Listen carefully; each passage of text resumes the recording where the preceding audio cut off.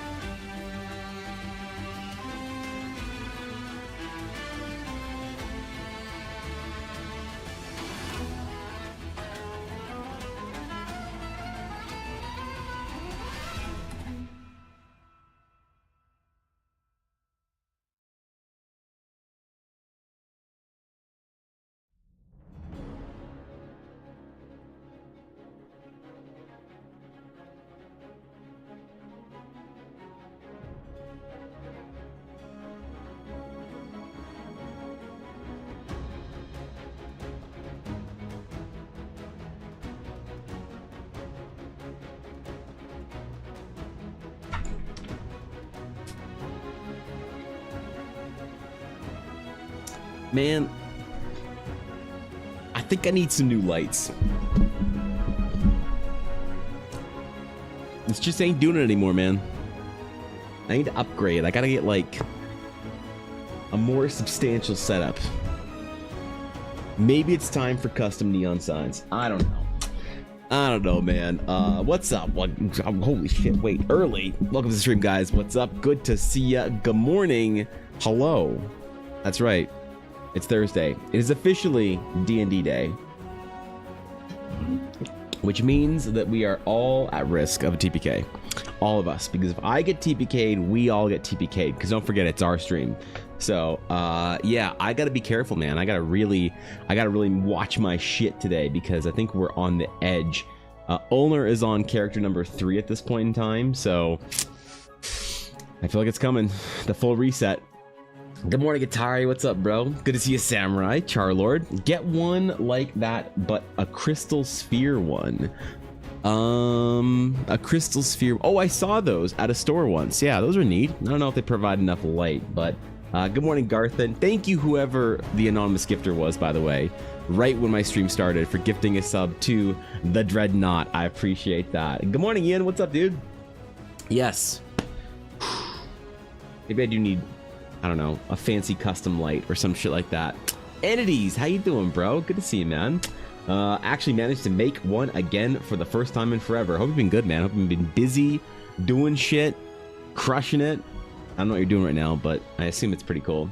They're a lot brighter if they are real crystal or glass and not plastic. Yeah, but then I can't get one that I want, you know? If I want a pineapple or some sort of dumb tiki fruit shit, then I can't get that. You know, the only ones I saw at the store that has them that I know about were like galaxies and lions and like Pokemon and shit like that. You expect me to put a fucking Pokemon light on my desk? The fuck? Come on, store. Have better inventory for me. Jeez, this is a serious art stream, okay? I can't have Pokemon lights on my desk like some 15-year-old. Like me when I was 15. Ah, shit, wait.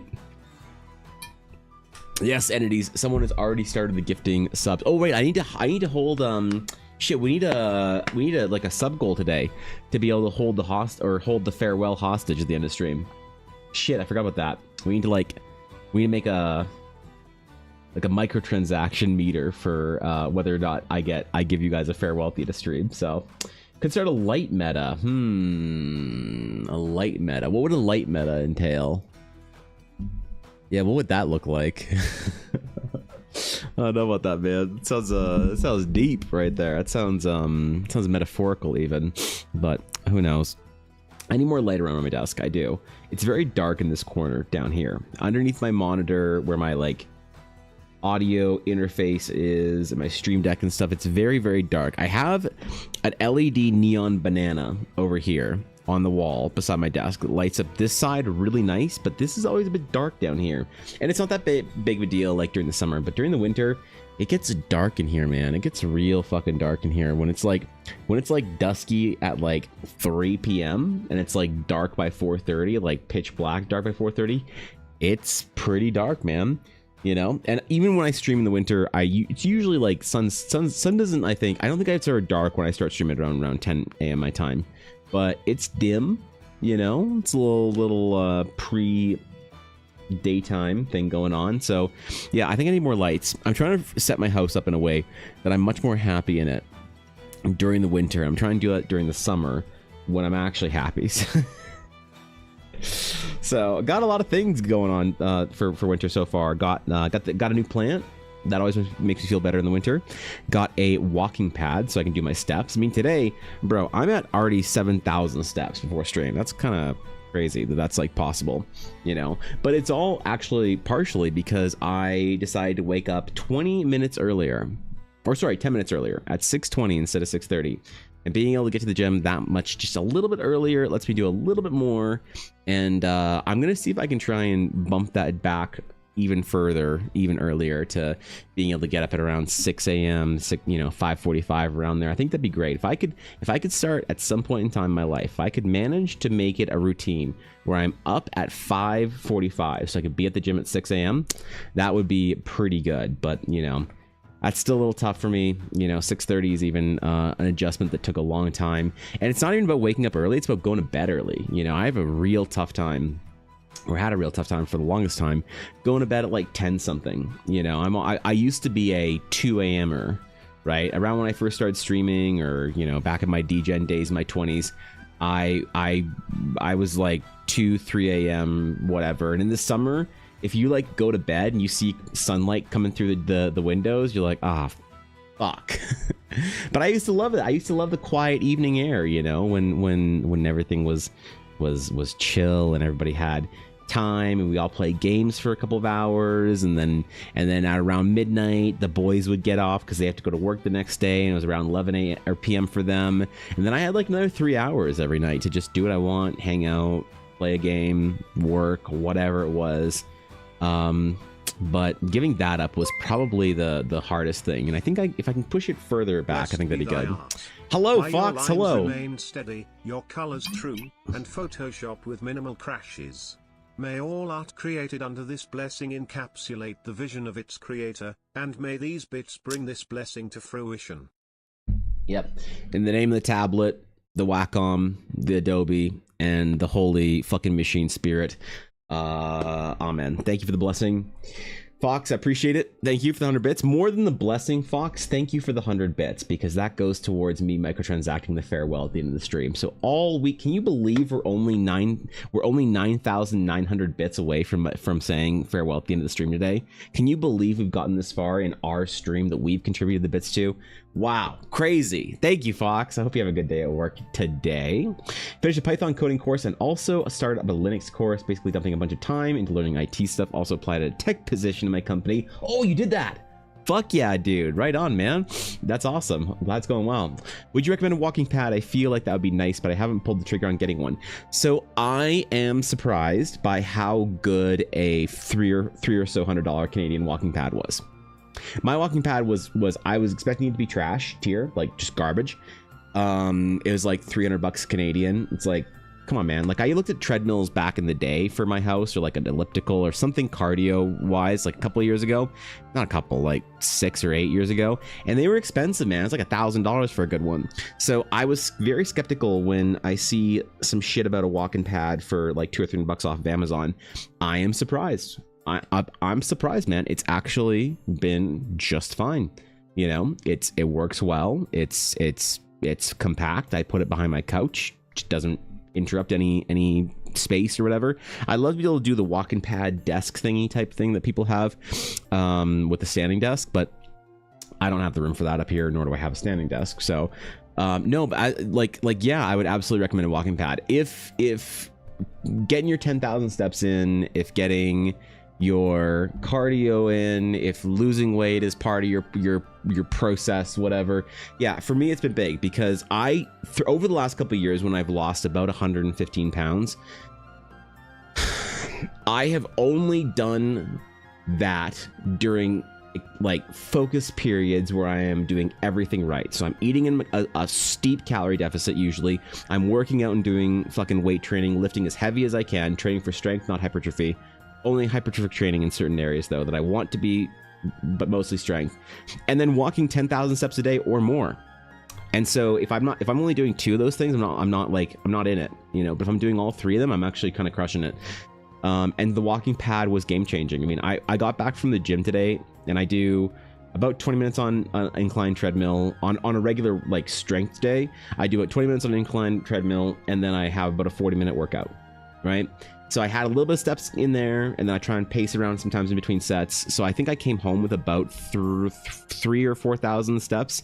And then while I'm like making breakfast, and I'm just like on my phone playing fucking Pokemon Go and shit like that, just like looking at shit and whatever, and I got another couple thousand steps like that very easily. And I have to, because I'm gonna be playing D&D tonight, so I'm gonna be sitting for most of the day today. So I have to front load most of my steps if I want to hit my 10k mark every single day, especially on Thursdays.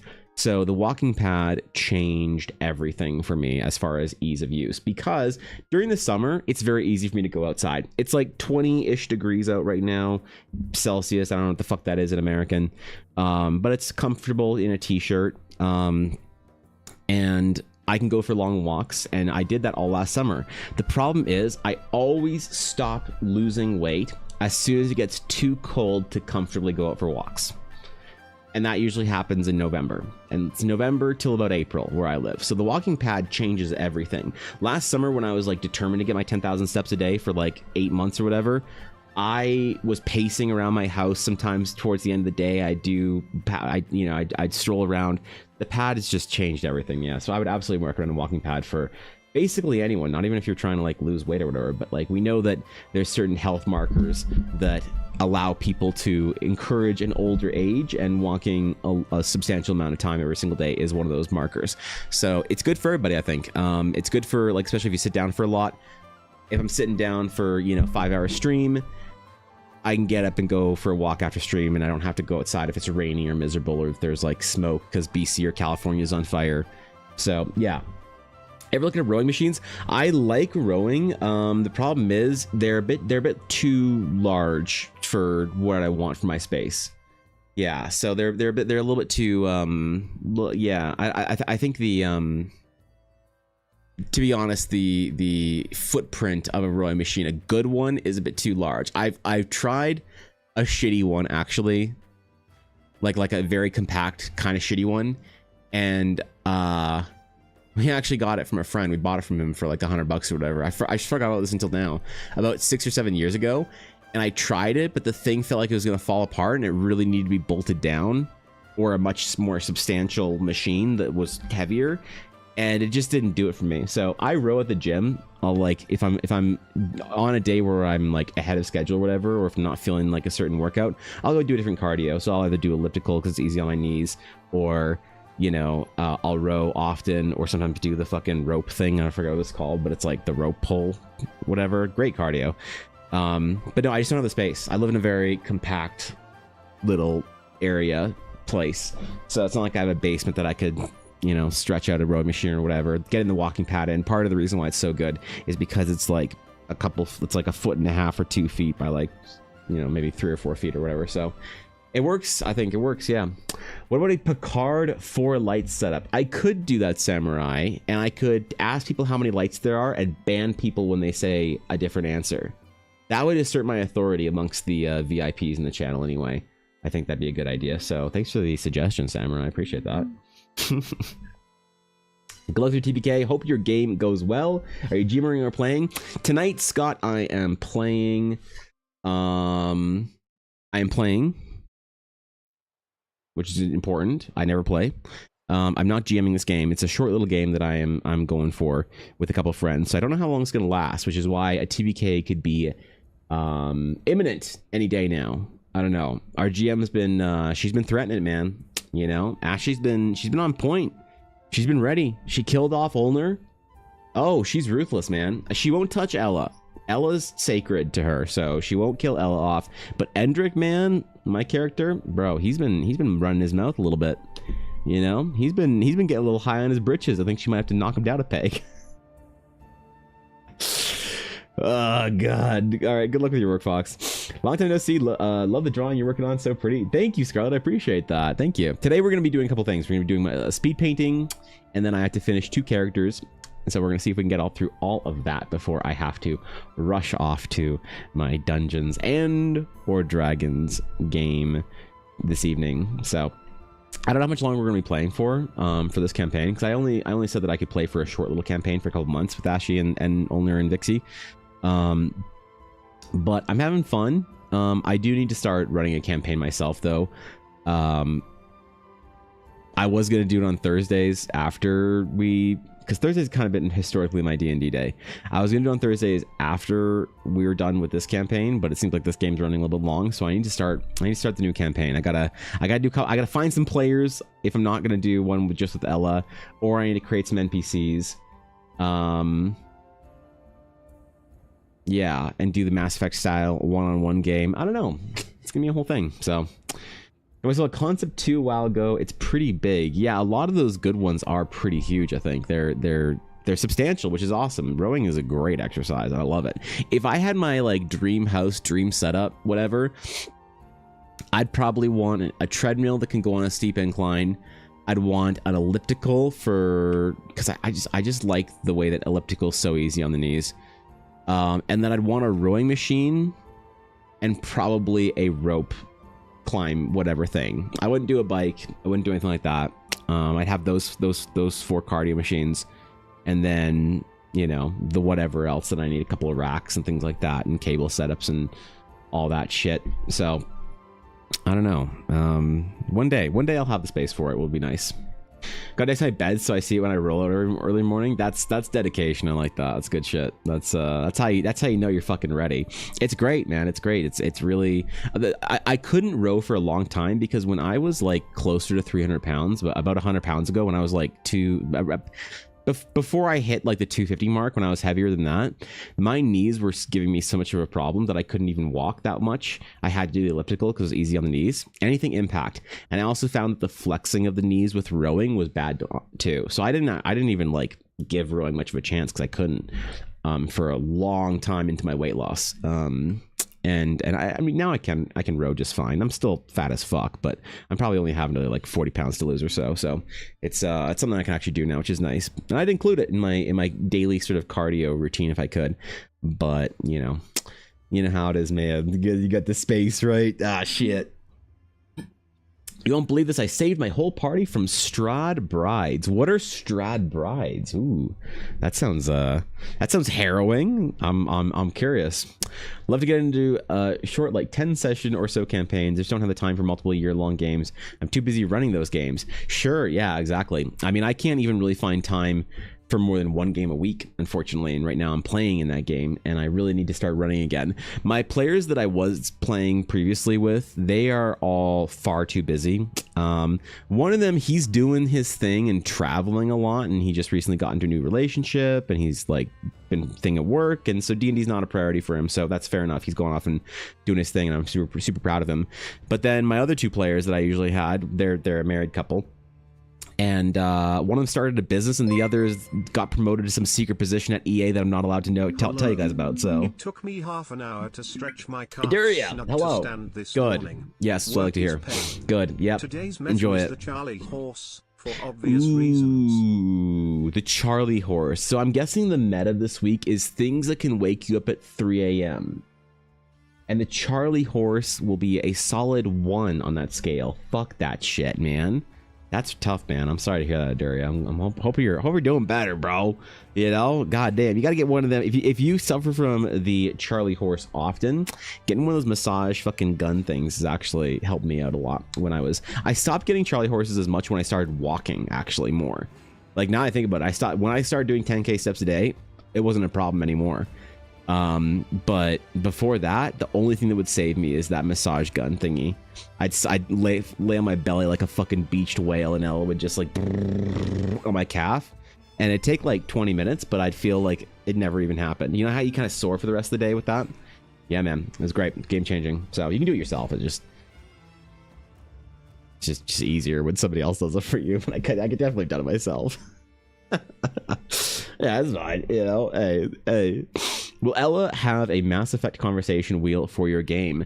Yes, but only in her imagination, and it's all going to be Renegade options. There'll be no Paragon, only Renegade, and I'm going to have glowy orange bits appearing on her face as she makes decisions. So look forward to that, Samurai. Hopefully the art lives up to the memes. Muscle, I have a tense machine. I'm not sure what that is. Is that a thing? Tense machine, is that the fucking gun? I don't listen, bro, I don't know what I'm talking about. All right, can't stand up straight with your legs straight. Ooh, yeah, that's brutal, bro. That sucks, man. I'm sorry. That's it happens. You get through it, man. You'll get through it, bro. It'll be a morning and a half, but you'll get there. I believe in you. That's pretty tough, though. Stefega, thank you for Stefega. I hope I said that right. Thank you for the follow. I appreciate it. Welcome to the stream. Hope you enjoy your stay. I know I haven't actually given you a review of the Astronaut or the one shot because work busy. No, it's fine, man. You know, you guys are chilling. You're fine. You know, people are testing it. I've gotten some feedback that's really useful enough to like keep developing. I'd love to hear if you get a chance and whatever. But if not, man, I'm just happy you played it. I hope you had fun. Hope you enjoyed the class. Tense machine electrocutes your muscles so they stop hurting. Oh, I think I do something similar like that. Every once in a while when my arm would get really bad, I go in and I get needles stuck in my muscle, and then it fucking sends shocks and shit through my arm, and I don't know. That shit works. That shit works, man. It does. I don't know how it works, but it works. I get that done at my chiro, and it's real nice. So I am feeling better after I started doing the stretches, you know, with my arm. Stretch good. Hand better. Fingers feeling less sore. Ulnar nerve. You wouldn't believe how much of a stretch this is to me. Like the stretches, you basically just like, there's like 3 of them that I've learned. One is you kind of like lean your hand up, and you gotta rotate your pinky back as much as is like comfortable, and then rotate your whole hand back like you're holding a tray. And you should feel that shit through your pinky, especially if you have like tennis elbow, golfer's elbow, like ulnar nerve problems. But for me, it feels like the tip of my pinky's gonna fucking explode, which is good and bad, because it means that the stretch is doing something, but also, holy God, man, that's unfair, bro. We're gonna hit up the museum today. Cheers. Yeah, that's awesome. Either Heritage Park or Royal Tyrrell. But I assume you're talking about Royal Tyrrell Museum. The Royal Tyrrell Museum is one of the most. It's probably, if people come to Alberta and they aren't gonna do the mountains, like besides mountain shit, I'd say the Royal Tyrrell Museum and that entire area is of the Badlands. Like, it's called Dinosaur National Park.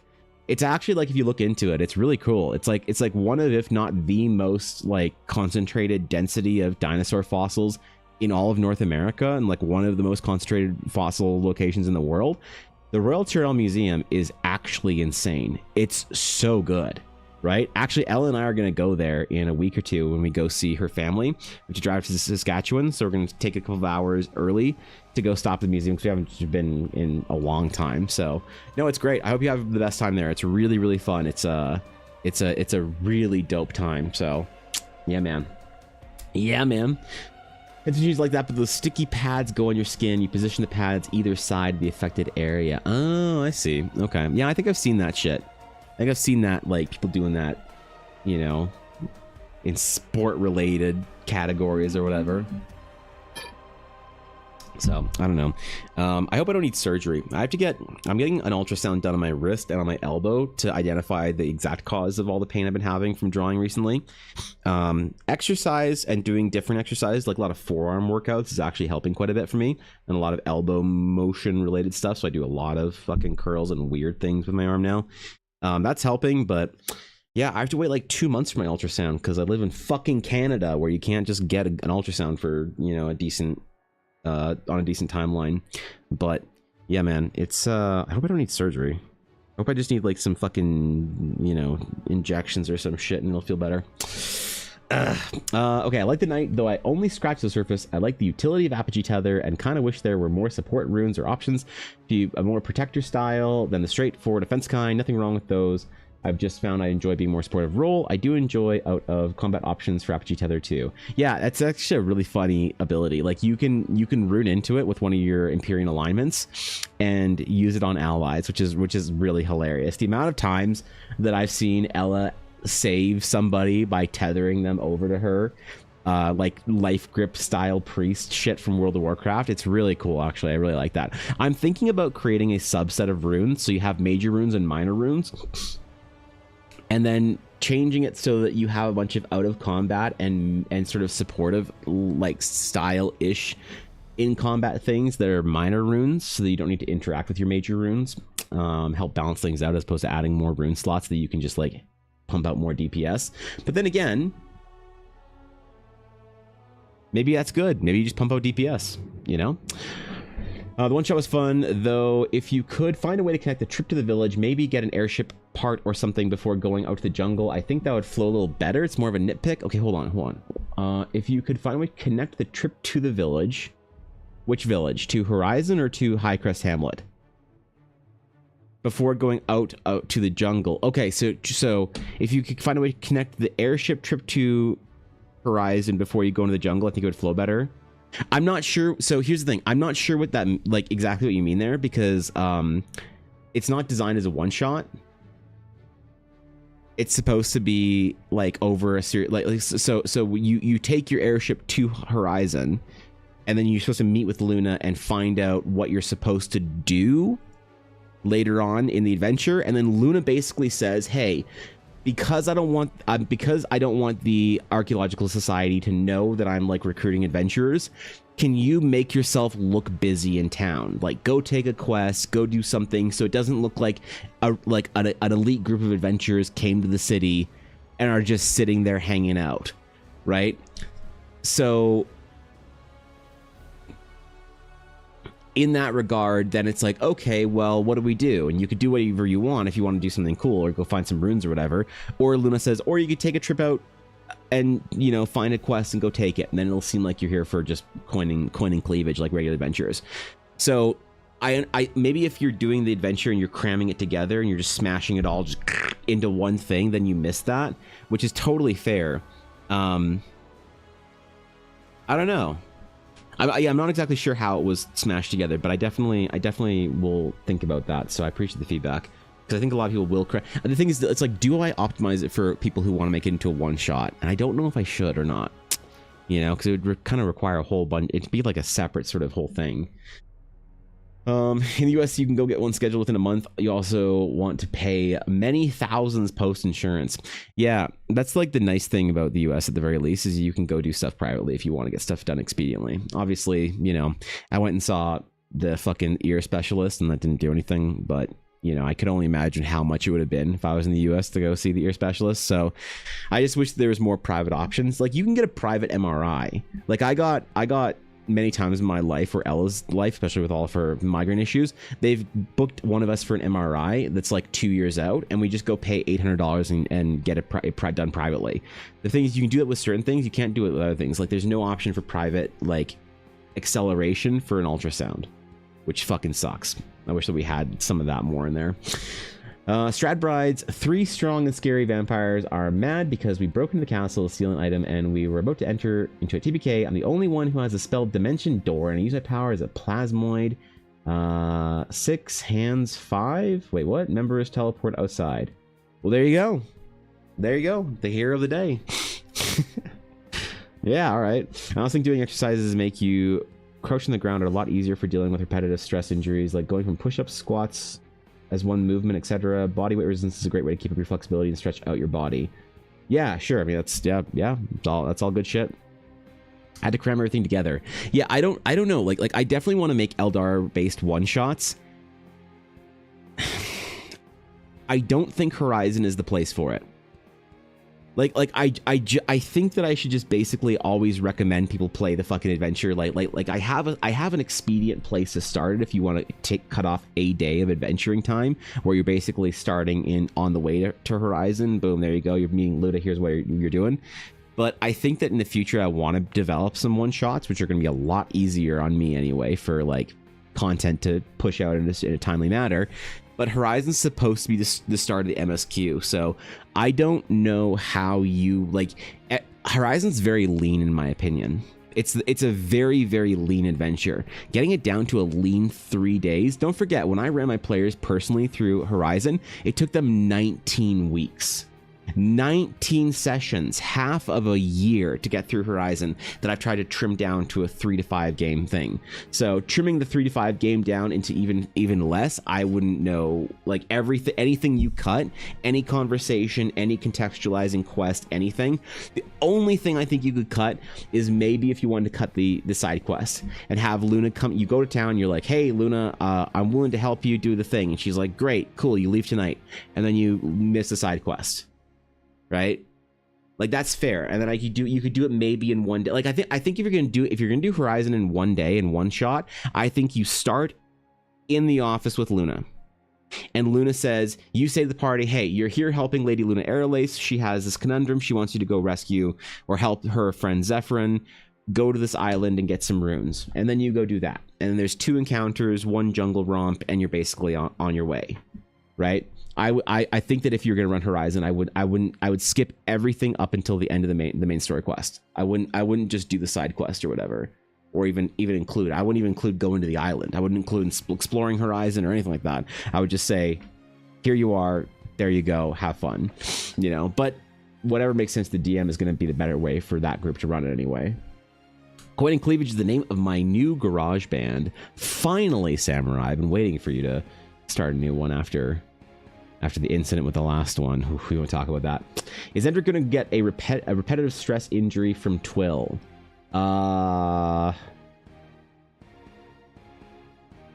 like a hip injury.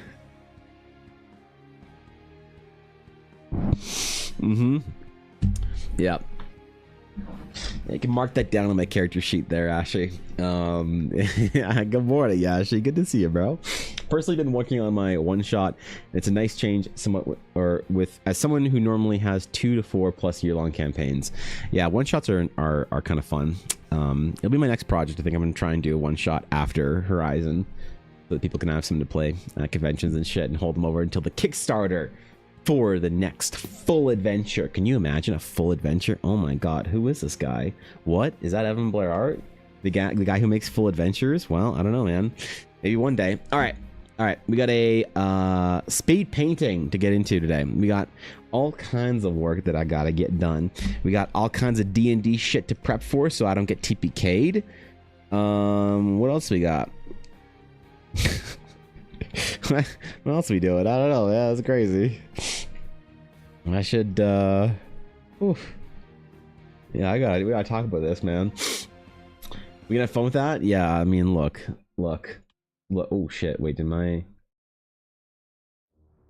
stream freeze? Was my brush too big? Oh no, it's good. Okay, we're good, we're fine. All right. Okay, so today what should we do? I think I want to do, so I gotta hit record, and then I think I want to do something kind of similar to what I wanted to initially do with Ashley's with Ashley's request, or not request but suggestion at some point in time. Do some sort of like sandy blue deserty landscape, but not so twilighty, not so at the dusk of day type thing. Maybe something a little more, I don't know, man, a little more bright and sunshiny as opposed to dramatically lit. Something like well, let's see, let's just experiment. These are supposed to be experiments anyway, right? They're supposed to be experiments. They're supposed to be me just messing around. Oops, I gotta make a clipping mask on that. There we go. Me messing around, trying out shit, having fun with things. So I'm not gonna overthink it too much. That's what I'm gonna do. I'm gonna do exactly that and not overthink it. We're just gonna make a little design. Maybe we'll make like a little fortress or something. Towers are great. I love drawing towers. So maybe we'll do that first, be painting. This has been a really good exercise that I've been doing every single day. I've been really thrilled with the results, as it were. I've been pleased with myself. All right, I've been enjoying the whole thing. Let's just throw maybe a bit of blue in there. There we go. That's what I want. Yeah, I've been improving, man. I've been feeling more confident with these paintings, so maybe I'll use some of them for little trading card stuff. I'll develop a couple out and paint them out a little more formally. That could be kind of fun. Like yesterday's pick, missed when I was running around with the kids and the spouse. I'll be in and out today with work, but I hope everyone's having a good day. Steve, it is a bright and beautiful, shining, sunny day. We all have D&D tonight. Every last one of us in this chat, we're all playing D&D tonight, I believe. Yep, I checked. Okay, good. Yep, we're all playing D&D, right? What could be better, man? What could possibly be better than that? Than a beautiful Thursday with rogue twink tieflings and dramatic broody astral knights that I draw after this. Wait, the bar's on the ground, isn't it? Shit. Good morning, Brooklyn. Yes, it is D&D today. I'm excited. I am excited. I feel like we're about to come to a large, important point in the plot of the campaign right now. I don't know how much longer and how much more campaign Ashley has planned for us, but I feel like we're getting somewhere with the important decisions being made, with things happening of great merit. Or something along those lines, I don't know.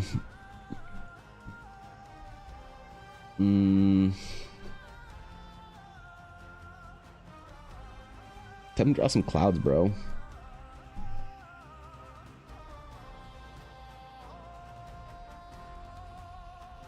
Can't have our nice, beautiful, pretty sky without it being all dramatic and cloudy and shit as well. Like, what the fuck? My first time drawing a dramatic landscape? Like, what? I do this like I do for any other Eldar project. I'll have way too many clouds way too low in the sky. But Evan, there shouldn't be so many clouds in the desert. Dude, I forgot about that comment on a video, like, for like months until just now. I don't understand why there's so many clouds in your desert. Deserts don't have clouds, bro. Yeah, okay. Okay. Thanks, man. I'm not kidding. It's one of the old like ink pieces that I did on TikTok. Did Evan hack me to know my evening schedule? Oh, no, it's just Thursday and everybody plays D&D on Thursday. That's why I know. That's why I know, and that's how I know, in fact. So you've been trying to do at least a new one chapter every month and ideally run it. I don't always hit, but it's a fun thing to aim for, mostly for Pathfinder, Starfinder, and World of Darkness. You know, I've never really heard much about World of Darkness. I don't know shit about that. That sounds like fun, man. That sounds like some broody, I don't know, eldritch kind of shit. It's my vibe. It's my jam. I feel it. I'm down. Not playing tonight. I played Tuesday night and then 4 games this weekend. How do you play 4 games in one weekend? Oh my god. What are you at, Gen Con or something? Oh, wait. Uh-oh. Okay. Yeah, never mind. That makes sense. Yeah, wow. I mean, man, will next year be the year that I get to go to Gen Con for the first time? I hope so. Tari even, like, helped me out to try and make it real easy to go to Gen Con this year. It just never, I don't know, man. Unless Ella gets in as the vendor, it's way too difficult for us to go. It's just so fucking expensive. To travel from Canada? Oh my god, bro. Steve knows. How long has the campaign been going? Probably about 4 months at this point in time, I think. Maybe we were playing in April, May, June, July. 3 months, I guess. So around there. We've had to take a couple weeks off here and there because usually it'll be like, oh, Ella and I have to be at a convention. We have to go and do this. We got to be here, do that, or whatever. Which is very annoying, I'm sure, for Ashy and Vixie and Ulnar. But, you know, I expected to go 3 or 4 months and then be a nice little neat package story, so we'll see. We shall see. I'm looking forward to, I don't know, the whatever project we take on in the world coming to fruition, as Ashley has basically left it open for us to kind of just decide and dictate our own destiny here for this one. I figure out what we want to go for and what we want to focus on, and we'll see how many characters Ulnar can get through. I'm not sure, but is Ulnar actually a fucking frog this time? I don't know. We just met Ulnar briefly. Her new character. If Ulnar's a literal frog, I'm not gonna be able to, I'm not gonna be able to not make like fucking like grilled frog leg jokes and shit like that. Not gonna, dude. I'll do my best. All right. Ulnar's not gonna be happy. Then again, Ulnar's not happy to begin with because Ulnar only switched characters because she just couldn't handle how I interacted with her previous character. She's like, oh my god, playing with Evan is the worst fucking thing ever, and I will not have him constantly trying to bro up my character. I am switching characters so I don't need to deal with his nonsense and bullshit anymore. Fuck this. And Ashley said, okay, fine, I'm sorry. I'll kill his character off sooner. Jeez. God. Impatient. Start this year with very few one-shots now. I have several I can just pick up and run if I need or want to. That's awesome, dude. Like a good mix of setting: Pathfinder for classic heroic fantasy, World of Darkness for broody modern fantasy, and Starfinder for heroic space fantasy. Yeah, I've never played Starfinder. I hear it's pretty good, though. I never picked up a book for it. It's not the right kind of aesthetic and vibe I want out of my sci-fi, but as a system, I bet it would be a good sort of like substrate for that. for whatever I want. I will say though that I have this like deep urge to play another Star Wars Saga Edition game, but unfortunately there's basically only 2 people that I can play Star Wars Saga Edition with, and they are Dashto and Ella. Besides them, it's tough, man. People don't really get Saga Edition. They don't really vibe with the whole thing. So unless I can convince them to play Dungeons and Dragons with me, Star Wars Edition, I think I'm basically screwed on that one. But you know, we had a great game that lasted for years, the 3 of us, and then life got in the way. Dashto got his new fancy job on the World of Warcraft team. We had to stop playing, and you know, it's the way it goes, bro. Maybe I'll convince him to play another short little game at some point in time. We'll see if we can inspire him. I haven't really actually like met his new boyfriend yet, so I'm not sure if he's much of a D&D player. I'm not sure how that would go, but I'm gonna be even more aggressive with my highlights here because I don't have time to go into like little nitty gritty. Yeah, I'm gonna be more aggressive with this shit. That looks better. That's easier. That's nicer. Trying to think about how much it is. Yeah, okay, sorry, my bad. Looking forward to the Starfinder 2 version so that I can understand the mechanics, which seem to be much closer to Pathfinder 2 now. Interesting. Alright, well, shit, dude. That sounds good. Let's get our airbrush here and just do some atmospheric sort of blending. Push our clouds a little bit further back.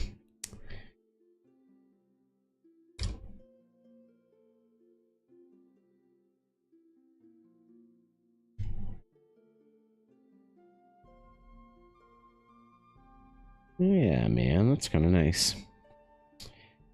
Okay, I need another brush here. What do I want? I want out of a brush. I want. That's not what I want out of a brush. It actually kind of is. Not gonna lie. That's exactly what I wanted out of the brush for this.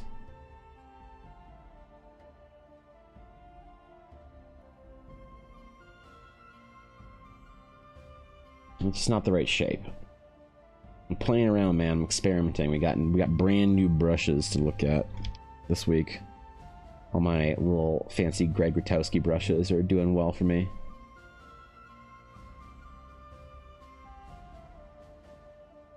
And then we're gonna do a little world in the background.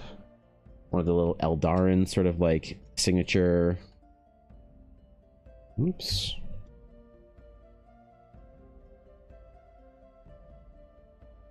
Something like that.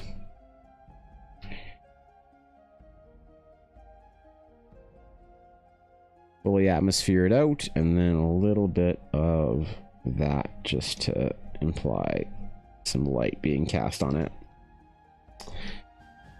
Okay, now an actual rune or some shit to put in the front foreground here.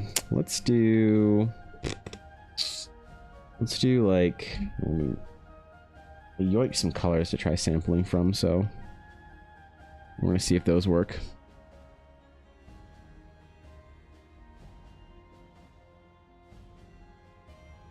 I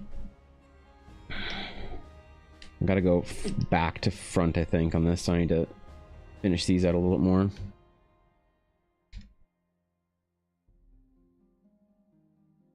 Again, I want to try and keep these under 30 minutes, and I'm already at 11 minutes. Oh no, I'm already at 11 minutes. I've only drawn clouds. Ah, shit. Starfinder 2nd Edition comes out in a week, and it's fully compatible with Pathfinder 2nd Edition, so mostly been writing adventures from preparation for the new one. Oh, cool. Setting-wise, very Mass Effect meets Guardians of the Galaxy, lots of space wizards, people with big guns, and little non-binary gremlins. All right. Yeah, I mean, I don't know. My like sci-fi, I find that the Starfinder setting was a little too Shadowrunny, a little too like, I don't know, just like kind of silly type thing. Like I'm not much for silliness in my Pathfinder games or my fantasy. I'm not the biggest silliness guy. I know it might strike people, but I like a little bit of genuine seriosity now and then. It's like I need the world to take itself seriously, so I don't have to. And I find that a lot of that shit kind of like bleeds in from the setting, like the idea of the Guardians of the Galaxy type thing. That's immediately kind of like a ugh. If I had an ick, that would immediately kind of trigger it. Not a big I like Guardians of the Galaxy. It has its place, just not a particularly interesting world I'd want to tell a story, and it's a little bit too much. You know, like Star Wars had a good blend of like ridiculous, what the fuck is that shit, and kind of like more serious sort of yeah. I don't know exactly the right way of wording it.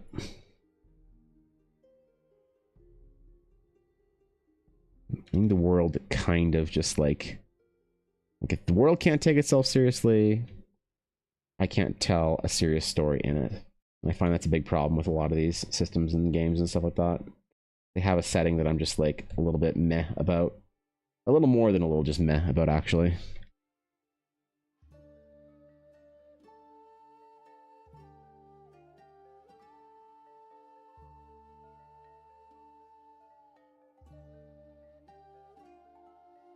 Maybe I'm just becoming old and grumpy. That could also be it. Lack sincerity in our media, you think so? I think Starfighter is one that can go both ways. Could have a little more serious campaign, but also easy to make it silly if you want. Pure silliness, space aces. Well, I guess you'd know better than I would about it. I haven't really read anything about it, Cobalt. Or just go Traveler for the crunch and seriosity. What the hell is Traveler? We talked about Traveler? I think we have. It seems familiar, but you know how I am with names of systems and things like that.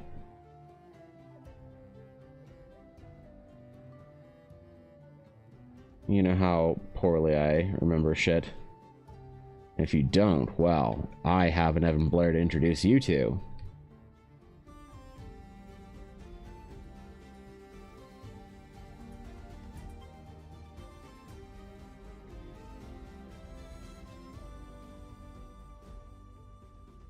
Okay, this kind of sandy type thing going on in the background. In the foreground, we're going to do some aggressive colors here.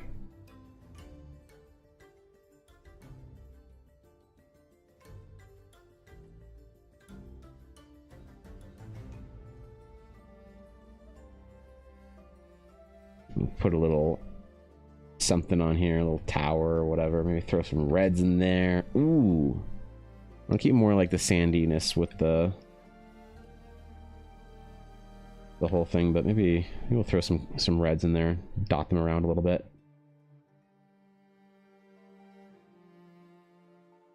Let's try it, actually. Why not? Fuck it. I'm on experiment mode today. Maybe we'll actually throw a dragon in here for the first time. Oh my god. Time for dragons? Holy, could you imagine? If I'm like ready to finally start painting dragons, take my Smaugust run early. Good to see you, Ernesto. Law Traveler back in the day, really. Depends on the adventure, you get that feel with more Star Trek or Alien, then some are just sheer nonsense fun, but also I heard Mothership does serious space fantasy well. Well, I mean, I just mean the setting. Like when I see shit for like, I don't know, like little space frog people or whatever, like that shit just, I don't know, it just kind of like, a lot of people will tell me that I'm like incredulous over kind of the fantasy sci-fi sort of like seriousness thing. Like, don't forget, I fucking despise the D&D movie, and that's a good sort of like mark. People are like, oh, okay, I get what you want. You want the Lord of the Rings, you don't want the D&D movie. It's like, yeah, so that's like a thing for me, and I have a hard time with that kind of shit. So once there's a little bit of absurdity in the game, like that's fine, it's cute and it's whatever, but I don't think you can tell a meaningful story inside of it. Not the same way that, that's my assertion anyway.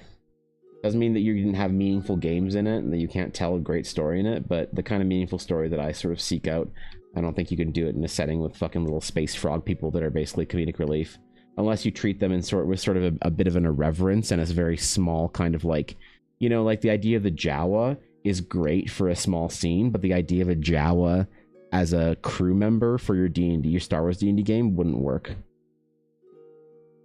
wouldn't be able to take it seriously. It's kind of the way I view it, anyway. I caught a stream again. Good to see you, nerds. Which D&D movie? You know which one. Are you painting a specific landscape? Bub, no, I'm just kind of painting stuff from the adventure, from my campaign setting. Not really doing anything specific or anything like that. Just kind of doing a bit of a warm up today. I do these little like half hour or so speed paintings at the beginning of stream now, because people think I can't paint, bro. I get accused of being a line work artist all the time. One of the most offensive things anyone ever said to me at a convention was actually a compliment that this very young, and I excuse her because she's young, but this very young artist, she said, "Wow, your backgrounds are so good." And I was like, "Oh, you mean the environments?" And she's like, "Yeah, your backgrounds are so nice."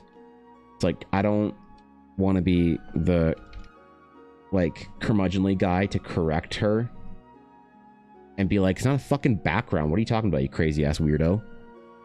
It's an environment." Like, are you insane? It's kind of like, remember when you were like young and you called something cheap and some old guy like waggled his finger at you and was like, inexpensive, not cheap. It's like, shut up. Okay, boomer, fucking go eat some Swiss chalet and forget your kids' names or whatever old people do. Like, shut up. No one cares. You know, I don't ever want to be like that. I don't ever be like old man yells at new generation for using wording correctly, even if it's like fucking wrong. Like saying that your own characters you make are called OCs. Like, get bent. Of course it's not the fucking right term for it, but like, people don't know, man. People don't know, and because they don't know, you know, what are you gonna do, get mad at them? Like, obviously not. But people think that I can only do this kind of work or whatever, like sketch work, so I need to like reassert myself as an actual fucking painter, or else I don't know, man. I don't know. I gotta build that skill back up. I've lost myself. I've lost myself into the abyss. I need to regain. Hold on. Let's just reselect this shit. I want to warm all this up. Where's my selection? There we go. There we go.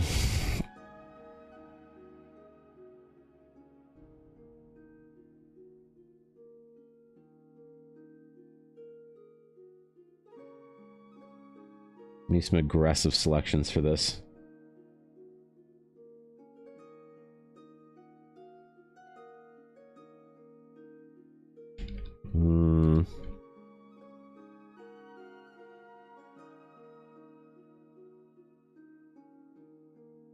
There we go. Maybe I could put a little dragon on there. I don't know. The problem is if I start and put a dragon on there, I need to actually finish it.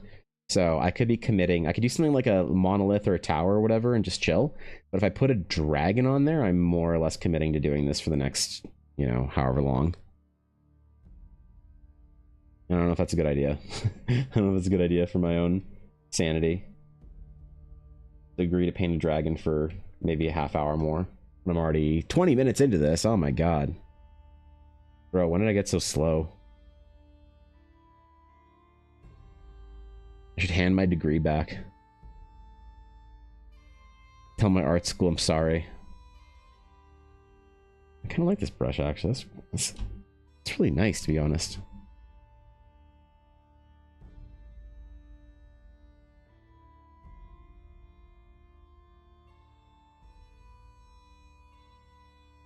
It's kind of chill.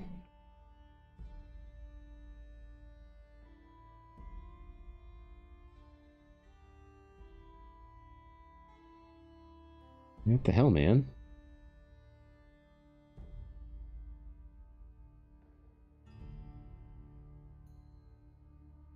Alright, we'll do some twinkly ass shit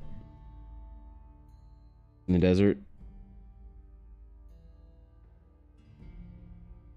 And this bright blue off in the distance, shimmering, and kind of a magic effect through the desert sand leading up to the mountains. And we'll do a little vein or two of it up here as well. Show off some magic crackling through the landscape.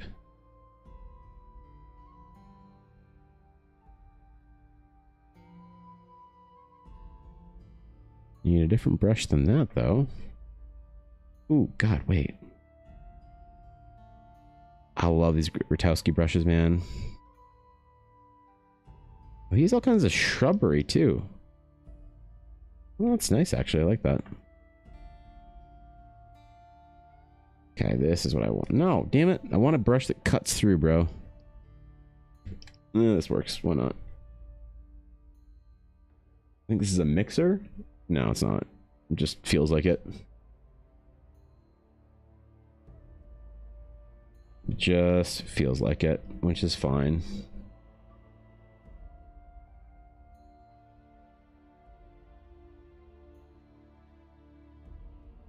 Okay. Oh my god, 10 minutes left. Oh my god. Do we attempt the dragon?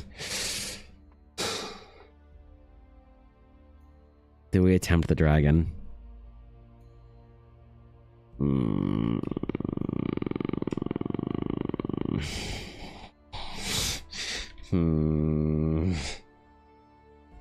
mean, of course we attempt the dragon. That's like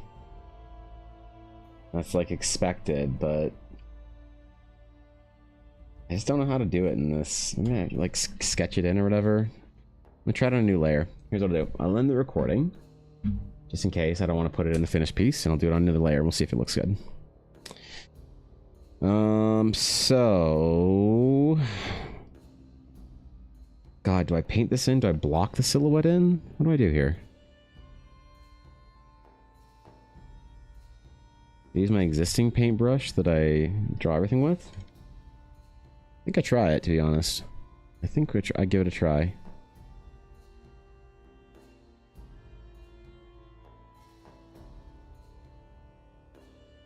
Needs to be darker.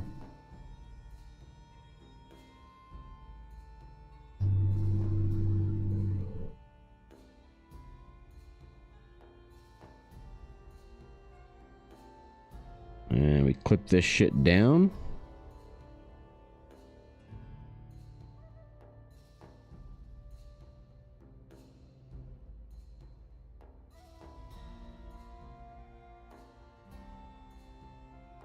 Let's see.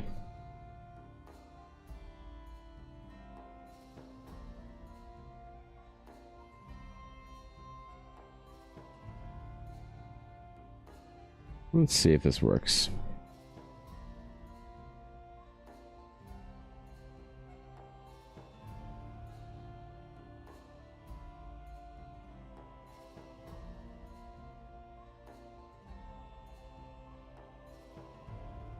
Just etch our boy in here. Well, actually, and I'll re-record this as well. So if I want to use it, I can use it.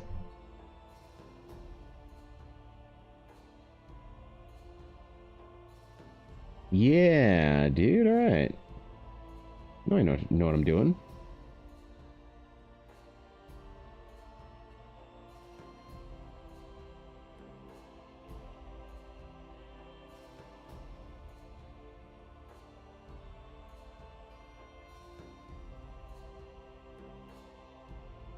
I'll just use selection tool shit here. Keep it painterly. These are the art hacks, alright? The art hacks they don't teach you at art school. Let's go to good art school. So, likely not.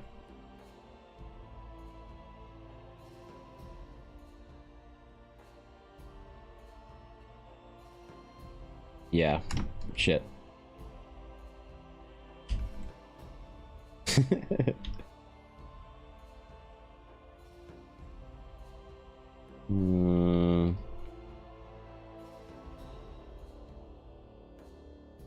Needs more of an angle on this.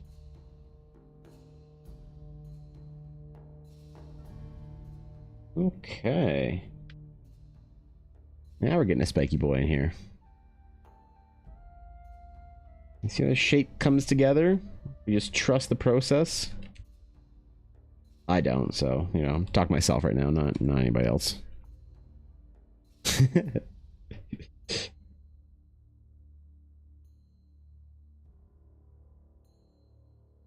This guy's cool, man. And he can carve out a little bit of light inside of him. This won't take too long, I think. Yeah, bro. My meaningless vote is to attempt the dragon. Your vote's not meaningless, Brooklyn. It's the only vote that matters because your vote is the correct one. We always attempt the dragon. We always attempt the dragon. We never let fear govern what we're going to do. Unless that fear is completely founded, in which case we let it tell us everything we're going to do and never ever deviate from it. Well, that's not a good message, is it? Yeah, that's not a great one. It's the less popular message. Always let fear dictate what you're going to do. Your fear center knows exactly how to preserve you. Call this one of the green dragons, alright? That's what we'll do. By the way, I have zero intention of making the green dragons actually green.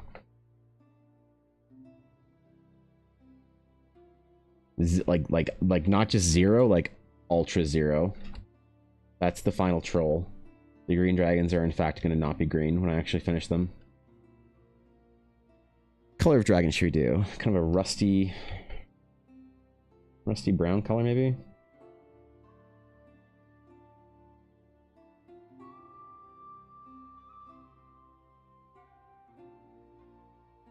See how this would look.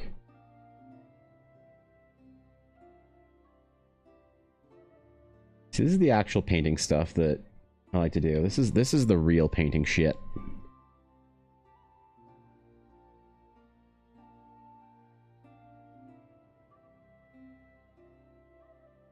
We're actually blocking things out, inventing color out of fucking nowhere. This is the hard stuff to do anyway. Stuff that I gotta get back to. Not relying on sketches. Your sketches can only take you so far, I think. At a certain point in time, you have to be able to, like, certainly paint with shape. Paint from the heart, as it were.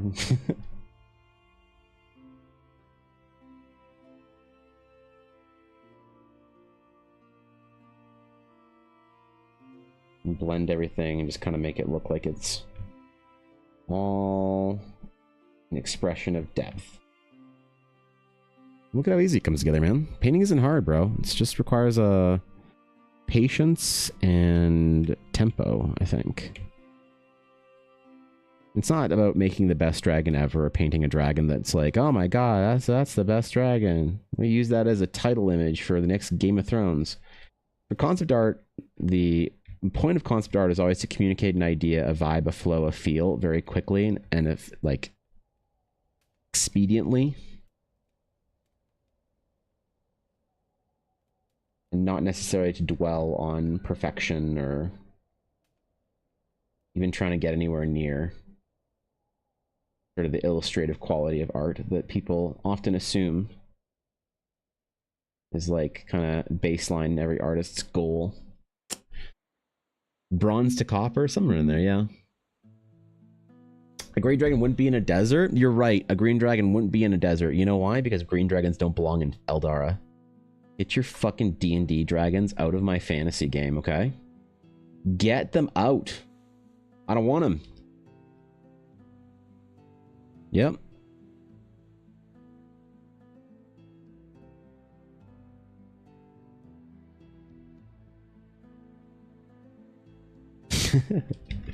That's why.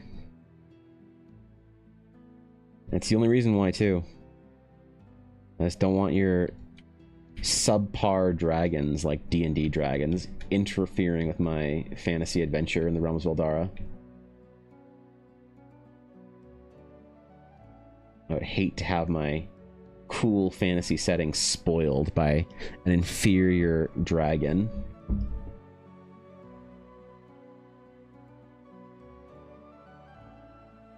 Do a little bit of color on him.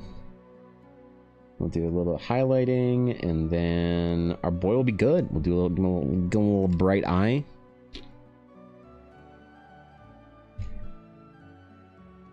We'll do like a bright red. Actually, no, we'll do a cooler. What are we trying to do? Ooh, I like that. Okay, cool. Okay, sick. I like him. He's a good boy. Good dragon out of 10.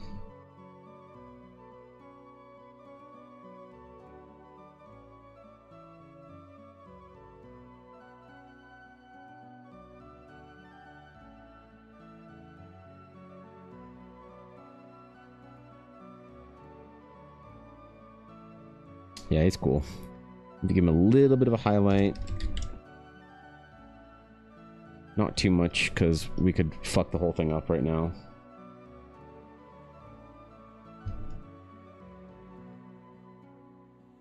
Just some of the places that would catch light.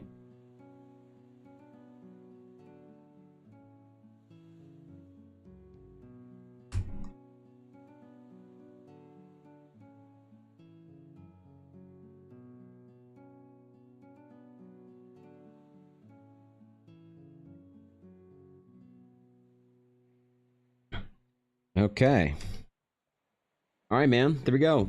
That's our speed painting today. Here we go. Done. Oh, wait. I need to sign it. Shit. I forgot. Ugh.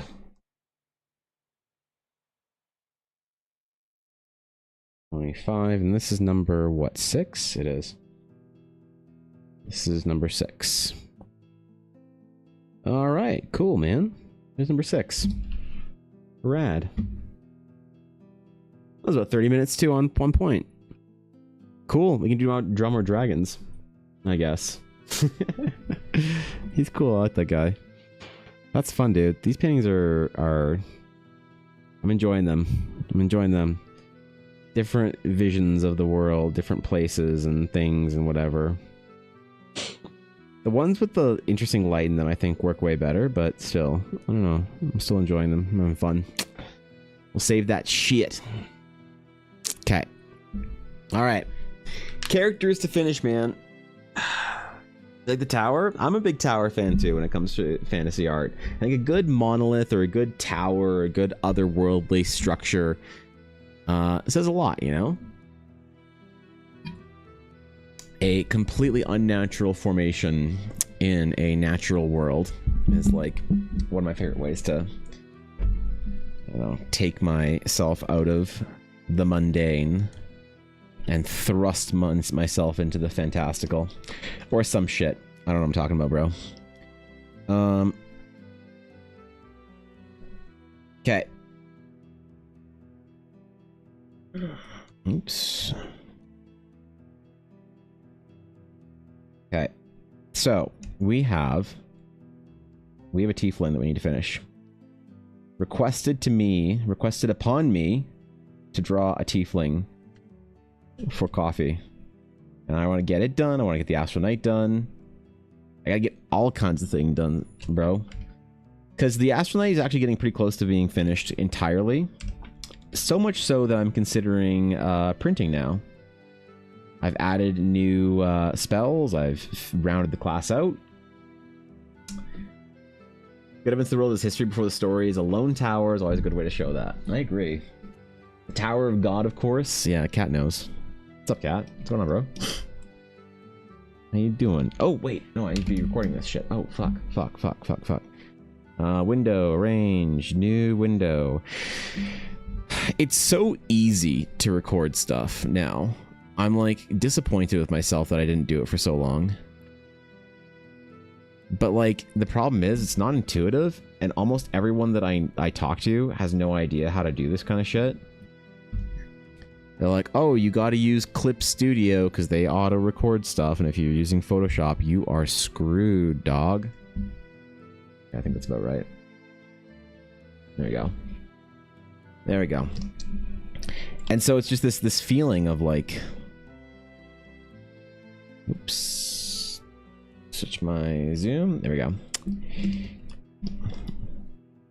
Yeah, sorry. It's just this feeling of like, if you're using Photoshop, you basically can't do it. But I think this is like true with a lot of things in life. Once you figure out how to do it the first time, you're like, oh my God, I can't believe I didn't do this earlier. It's very easy to like look back and be frustrated that you didn't figure out how to do something earlier on in the process. I try to be like super hard on myself for that, but it makes you wonder, like, what other things are you doing in life that are stupid and inefficient that if not for just like one little change, you could be like completely changing the way you go through the process of doing something, anything. If it's like cleaning your house or fitness or cooking or your work. What little thing do you need to change? Little skill you need to develop to change everything with how you do something. You know what I mean? When you find one thing, it feels like you've been hacking. Like you found a cheat code. And if other people, it'll look like a cheat code. I've experienced that, man. I've experienced that. You know? Like, people will say something, like, kind of innocuous sometimes, like, oh man, Evan, I'm so glad the algorithm's favoring you now. I'm like, what? Yeah, because, like, your videos are doing well. It's like, bro, I changed everything to do with my videos. That's why they're... What? Are you crazy?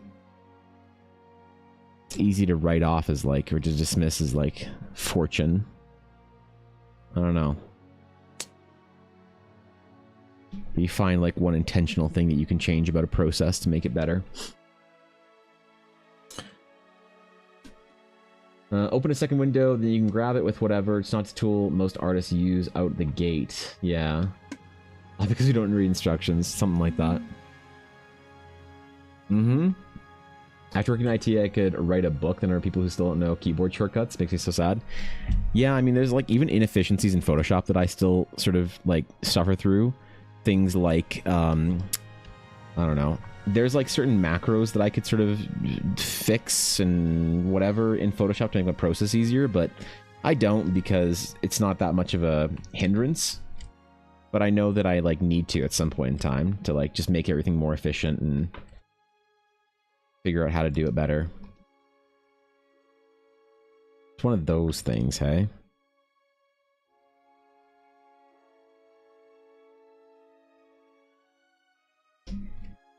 There we go. There we go. Dude, our tiefling's looking so good, man. I'm really happy with this piece so far. Enjoying the light touch being taken for it, so. For example, I'm seasoning an iron pan that I seasoned wrong before because I didn't do it correctly before. Oh. Yeah, I need to change my cookware, yo. I need to get on that iron shit right there. Still migrating away from the whole non-stick thing. Stuff's really bad for you, apparently. Apparently all kinds of non-stick shit will mess you up.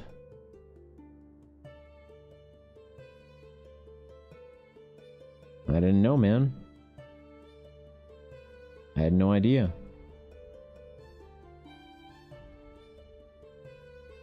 Okay.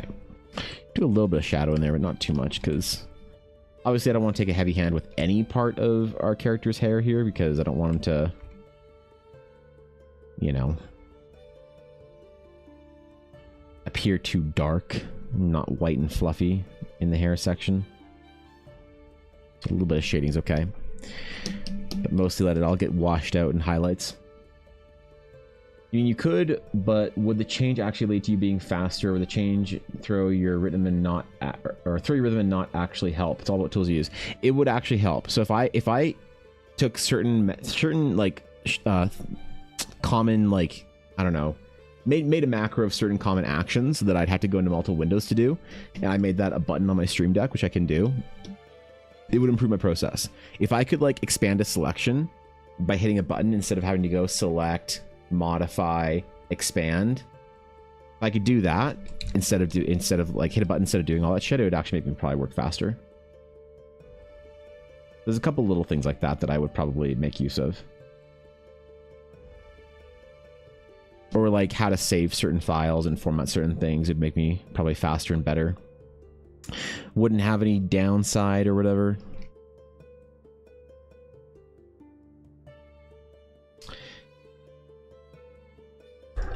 I think anyway. So today should be, or today and tomorrow should be the last days of me doing like some request sketches for a little while. I think that next week is going to be basically all Eldara concept work, which I'm really excited about. We're going to do an entire concept week. visitors. How exciting. Yo, Taku, what's going on, bro? Hello. How'd the project turn out? How did our android end up? What's up? Good to see you guys. Yo, good to see everybody, man. Thanks for showing up. Thanks for the raid. Yo, if you guys are from my chat, you aren't following Taku, please go follow Takutron. Taku's an amazing artist, a phenomenal streamer, and all in all, just a really great person to hang around with. Really good time to do the warm-ups in the morning and enjoy being in her stream. I was there this morning chilling for a while I was getting warmed up and ready to go. Finishing some work, answering some messages, doing that kind of shit. It's a good time, man. I mean it. Taku's great. Heavily endorsement. If I was Commander Shepard and Taku was a streamer on the Citadel, Taku might be my favorite streamer on the Citadel. Sneaky lurker you? Well, I'm always usually lurking and shit. I'm rarely ever chatting because if I'm doing like work and warm-ups and stuff, if I'm like, yo, what's up? And then like 5 minutes later, streamer's like, oh, hey, Evan, did you see this thing? And I'm like focused on work. It's like, oh, I guess Evan's like not here, ignoring me or some shit. And I always used to get heat for that. So unless I'm like present, I'm usually not chatting. So whoever lurks sounds cringe. Bro, Ulner out here lurking, waiting for the day that I just start my Uma Musume arc on stream. Holy. Holy, could you imagine? It's looking good. Let's go. That's what I like to hear. Well, welcome everybody. We're doing some request sketches for people. You know, getting the work in. I think I'm going to open my Eldara sponsorship things probably today. And then those, I decided to make them more substantial projects because I'm not basically expecting anybody to fund them. But I rather than keeping it in line with the current things, I want to make them more substantial projects that I can actually use. So they're going to be more substantial and more like of a heavy time investment than just like portraits and stuff like that. But I'm going to open those as well as more character portraits on Coffee. But yeah, this will be probably the last sketches for a little bit. We're going to do some Eldara shit next week. We have an Astral Knight piece or two to finish up. I was just going over the schedule for everyone who just got here. The projects and whatever we're getting to. I just wanted to finish my thought, as it were. Posted in DC if you want to see. I will absolutely check it out. Fuck yeah. I love seeing your updates, man. Like going to see progress pictures. Like your work's so satisfying to see it like moving through the steps, the phases, as it were. Waiting for the day my D&D character is sketch, even if I made it to, or so easy for everyone to draw because the face is covered. Well, wait, what is your D&D character now? What like, are you actually a fucking frogman? We haven't been properly introduced in D&D yet. I'm not kind of warlock, hexblading, weird fucking gunslinger, bard shit you've been doing in combat, but she's actually a half-elf. Oh, fuck. Okay, man. A half-elf. Okay. Nice art, nerd. That's me. Yep. Thanks, DC. Appreciate it. Thanks for 36 months. What's going on, bro? Good to see you, DC. How you been, man? I'll also look for a bit and go eat, but I'll come back after. Please enjoy yourself, Taku. Please rest. You have very high energy streams, and I imagine you need to just exhale a bit after streams. So I had fun. I enjoyed my stay this morning, and I'm honored that you rated in. It's good to see you. My group held multiple polls this past week, and our next campaign will be set in Eberron. Anyone here played this setting before? It looks pretty cool, and from the little I've read into it, Eberron's rad, but then again, I haven't played Eberron anything, Sabine, since I was probably 16, so I don't know. Maybe New Eberron sucks. Maybe it's rad. I have no clue, so I should probably just keep my stupid mouth shut on it. Love to get more D&D art, but I'm in between work. Yeah, that happens. That happens. It's a cultural thing to have the cloak and veil because she's from the south, which is very dusty and sandy. Oh. Okay. Alright, well. Look, I probably can't get to the portrait for at least a week, but damn it, I will. I will make time, Alder. I will make time. I promise. I've just been very, very underwater with work and projects. I apologize. I wanted to get Andy done. Now Andy's dead. Brother Ulnar's dead. Andy's dead. Oh my god. I have to like grieve the other characters before I can do art for this character now. Andy's dead? We don't know that. Andy's movie dead. Andy went off to to watch over a dangerous keep next to the Black Forest where the evil necromancer summoned the fucking demon of darkness, and we're not worried that Andy's gonna be dead. I'm grieving Andy now. Okay.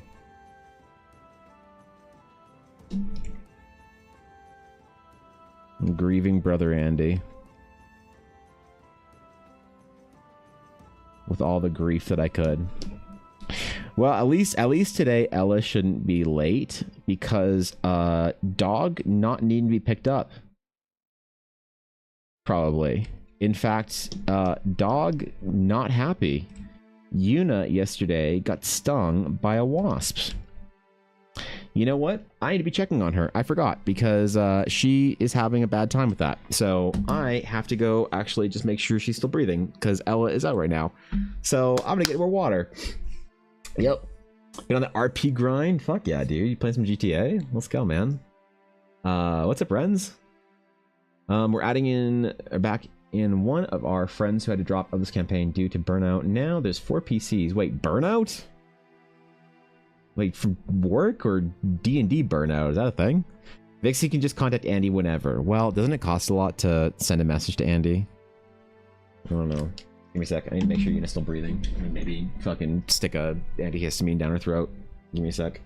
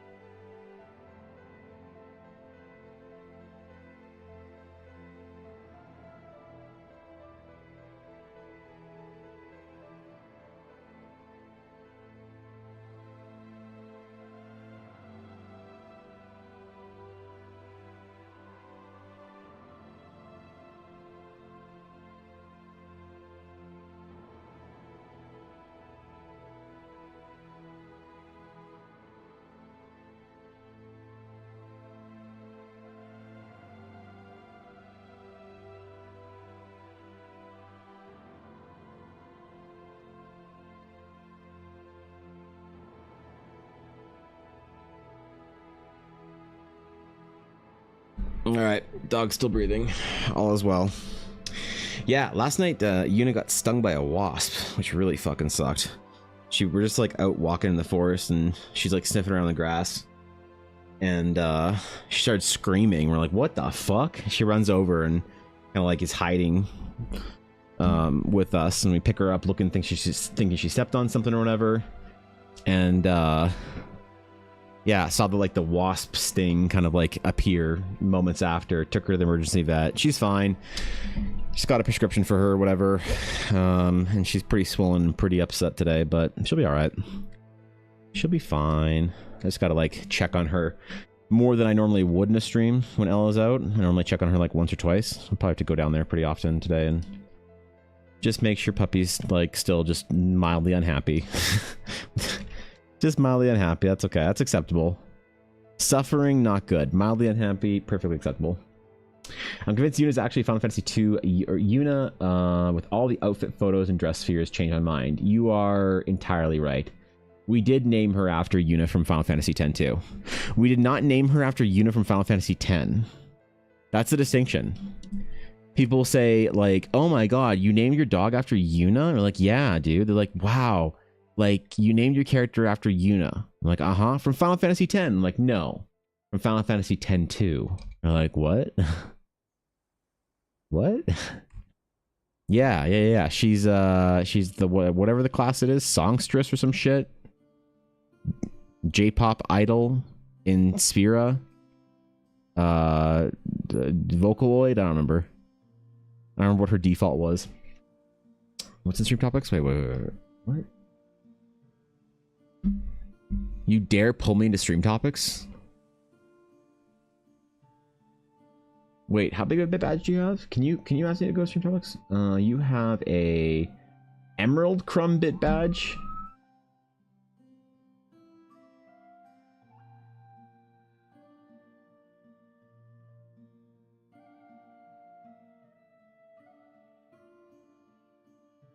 Weird. Okay, wait, what am I looking at? What the fuck is this? What? Why are you at the zoo looking at polar bears? What's wrong with you? Leave them alone, man. They leave you alone, you leave them alone. They don't come to your house and take videos of you rolling on your back, trying to scratch yourself on the grass. Why are you doing that to them? You know, a dick move, Ella. I'm like, what the fuck? I'm being real.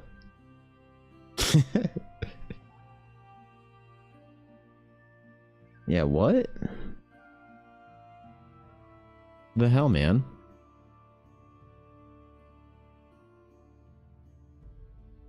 Let's mute that a little bit more. Try blunting it and then pushing it back up for showing off those white freckles and that dark purple skin.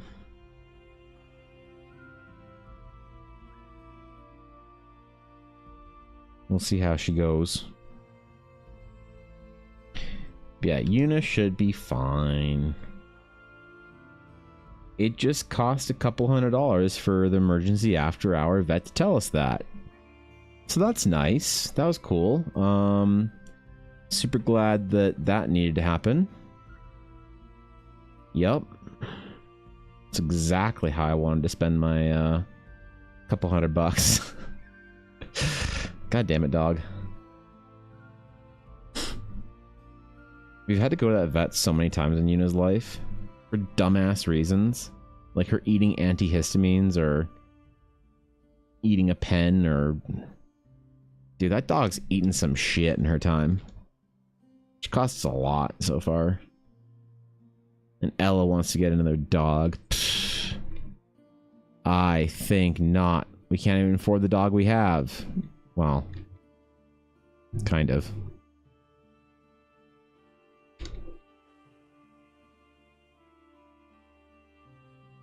Okay.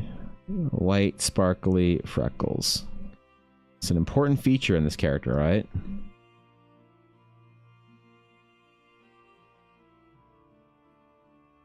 If we don't get the white, sparkly freckles, we basically miss the entire point of the character, so... Gotta go through and make sure we have all the details in as well, probably before I finish this piece as well. We learned that Siku is allergic to grass. Well, cool. Alright, have fun. Ella Blackwood, the least deserving person in the entire world of me making a custom D&D campaign just for her. And yet, here we are. Me making a custom D&D campaign just for her.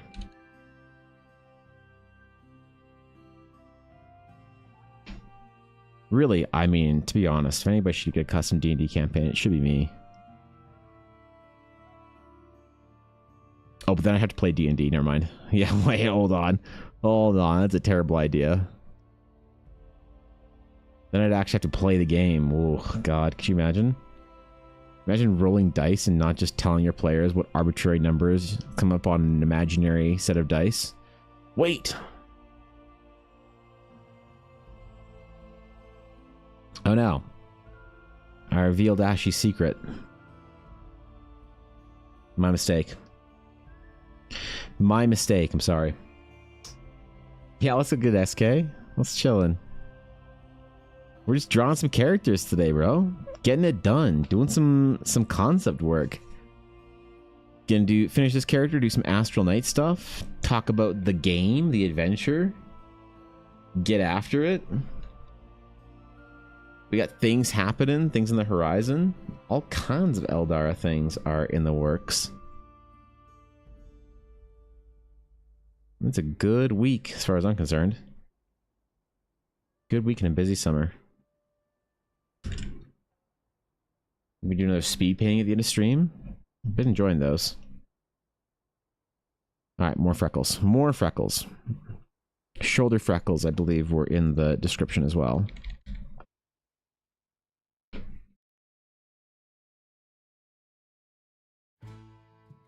White, glowy shoulder freckles. Across the face and the shoulders. Nice. Alright. Oh no. Oh shit. Yep. Now she's been revealed. Try playing D&D, but you're way too shy to roleplay? Really? You're too shy to roleplay? You don't like to be making a fool of yourself playing an imagination dragon game? Pretending you're a legendary hero off on a quest to do something important that you're not exactly quite sure what it is? So you need to call your order through an expensive sending ritual only for them to tell you, figure it out, loser?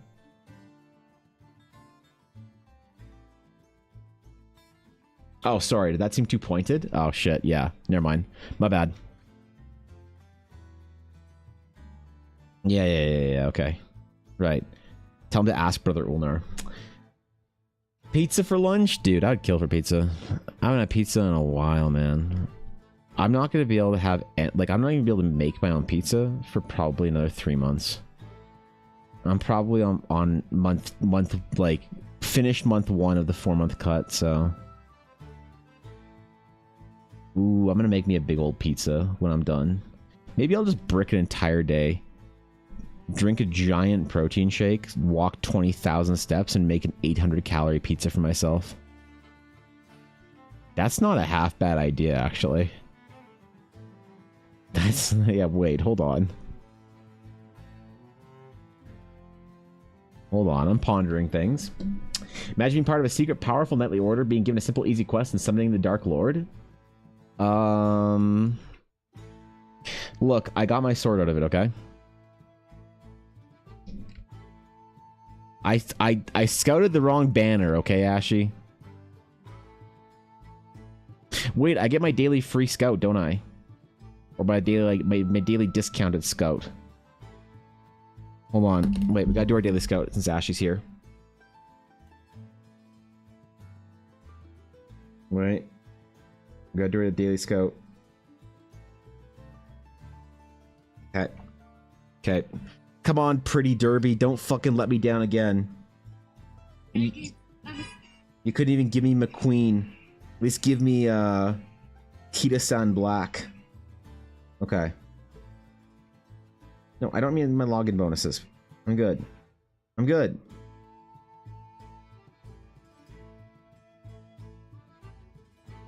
Okay. Claim gifts. Collect all horse carrot things. Close. Hey, Scout. All right, here we go. Here we go. Where's the key to send black banner? It's the blue one, right? That's the one? Okay, cool. All right, I can do 10. Not enough carrots. Fuck. I get my 150 carrot, Scout. Okay. All right. All right, Ashy. All right, here we go. Here we go. Ready? Ready? Let's get it. Let's get it. Okay. This is it. This is it. This is time. God damn it. Fucking trash tier. Gotcha ass bullshit.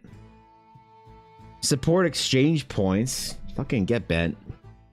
Get bent. God damn it. Held 870. Damn it. Where do I claim new carrots from? How do I get more carrots? How do I get more free carrots? Shit. Well, we tried, boys. We tried. Should get a free 10 pull tomorrow from the whatever. So we'll see. We'll see tomorrow if I can get my do career with different characters claim archive levels. Is that a thing? I haven't even finished the one career playthrough with air gear. Huh.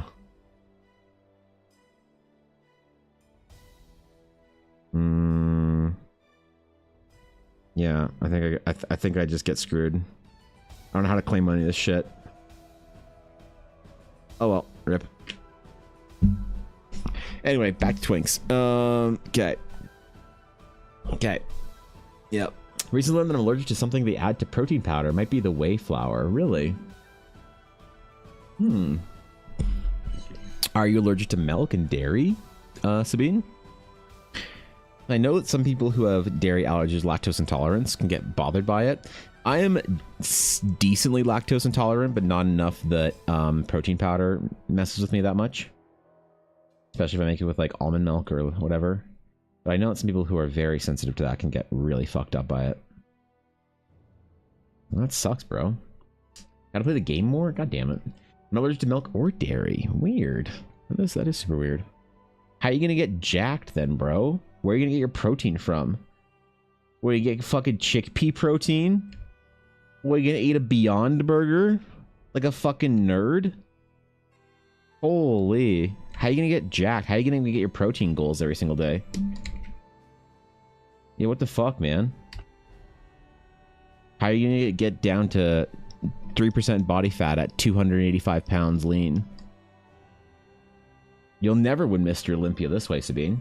You know what the fuck? Welcome back, Taco. Maybe a vitamin sensitivity? That's so bizarre, man. I don't know. That's crazy.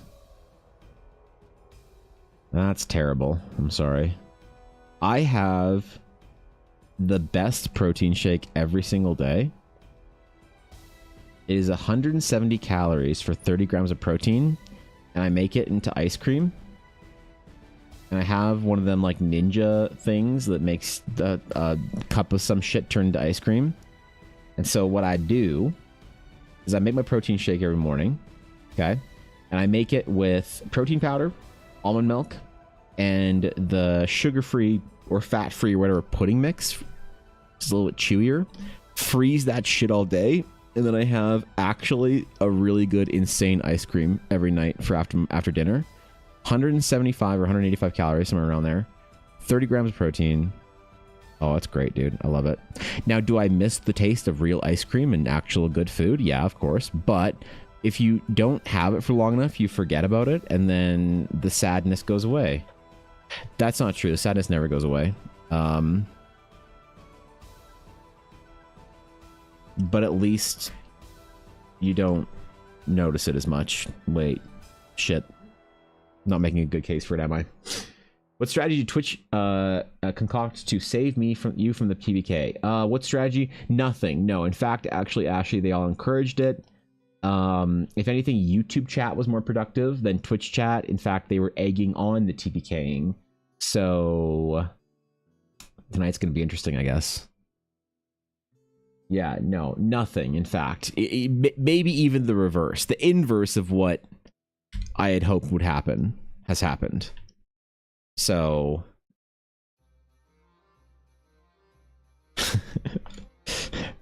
so here we are. Here we stand. All of us doing our best trying to get TBK in D&D. Me doing maybe less than what's necessary. It looks cute. Thanks, Taku. I appreciate it. Someone asked me for a very soft, pretty, long eyelashed twink character for their D&D game, and I said yes. Why did I say yes? Because I am a man of his word. I can draw all kinds of characters. I can draw big beardy boys, and I can also draw the male characters that decide to sign up for Soft Girl Summer. Or as I like to say, male Swifties. I'm kidding, relax, fucking chill, holy shit. Can't take a goddamn joke. Good God, man.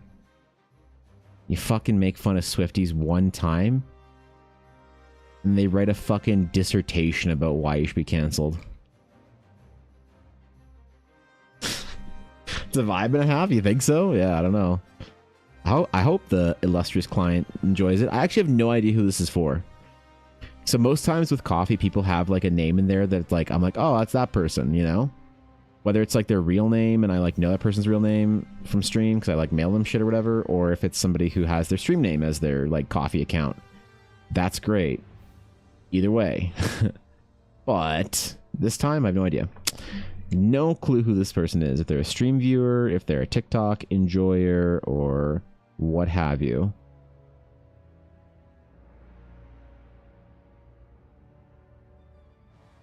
Maybe a Ren Fair person that I met out there? I don't know.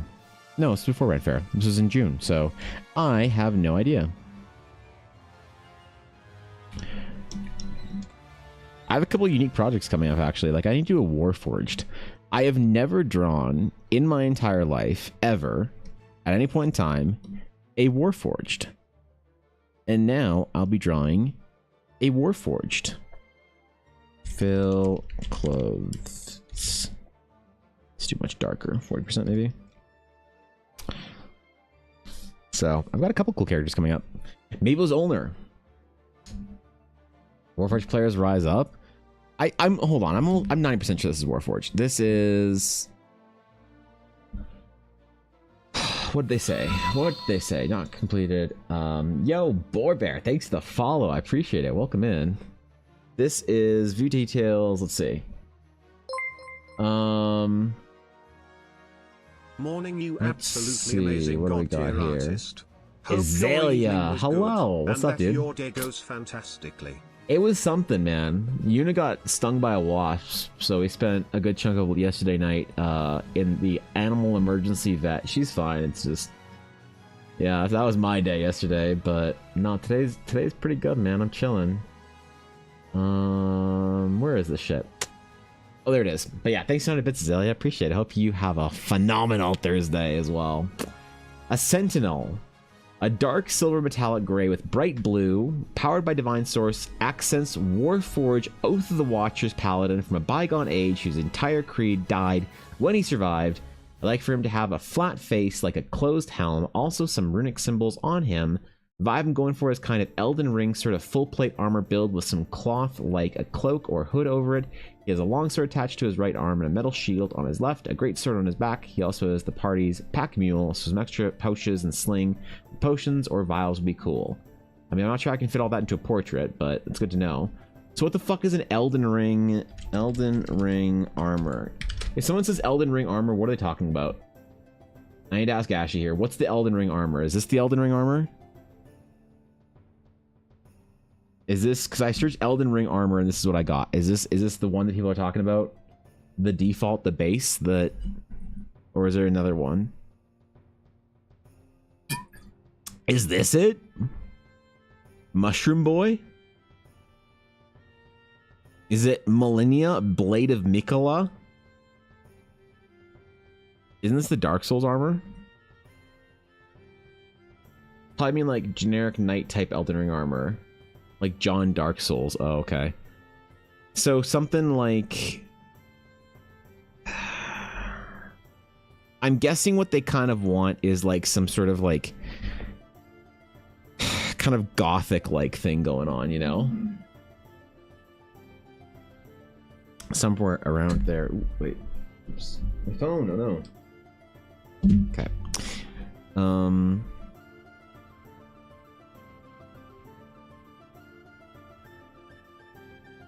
Yeah, okay, cool.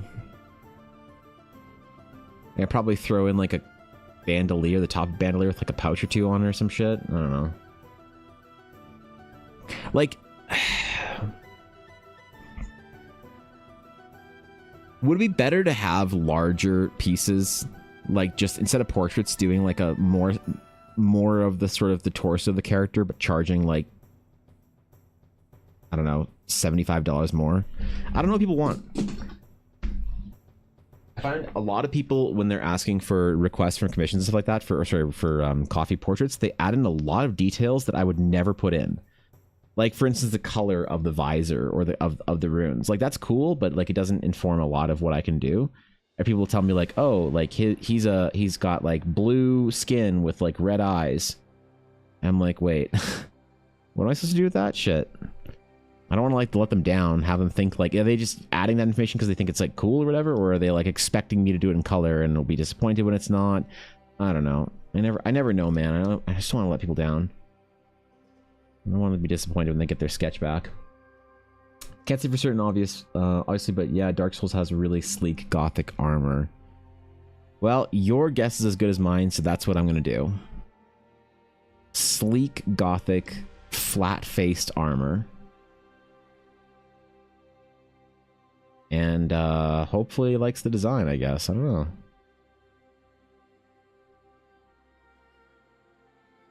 I never know, man. Maybe people like it, maybe people hate it. Maybe they'll fucking cancel me on Twitter. Oh wait, Miniful already tried. Ha! I'm invincible. Ha! Apple Laddie no longer responds to your commands to harass me while I'm streaming through alerts. I have the power of anime and Ashy of heart on my side. I like when people add character height into the bio. That does help, I think. That does help. I mean, for portrait, it only helps a bit because you know the basic sort of like shoulder to head ratio.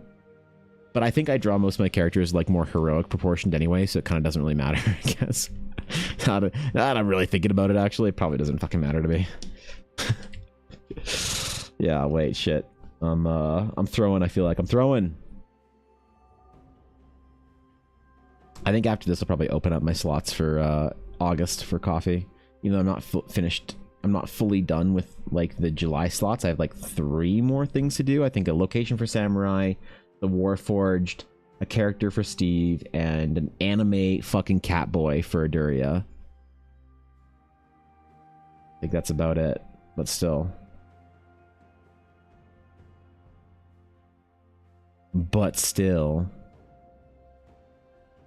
Look, I should give him like some kind of a like gold jeweled choker or something. He just feels like that kind of character. I don't know, man.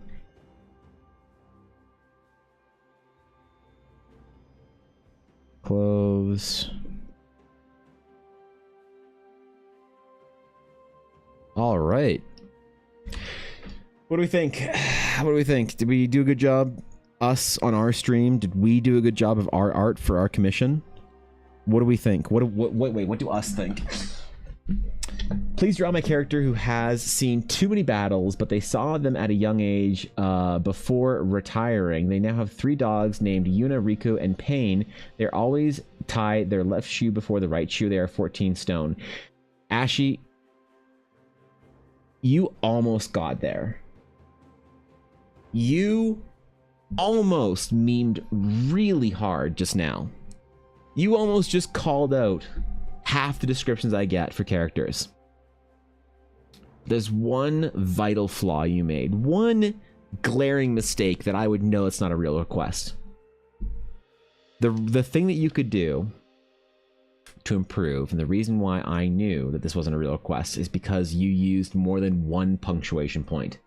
So if you posted all of that without a single capital, without any punctuation, and you misspelt before battles and they, then I'd say that's probably that's a real request. Yeah, that's a real request I could see happening. But that was far too well written for it to be a coffee request. So okay, relax, coffee. Okay, chill. I have a very important question in Discord for you. Yes, dear.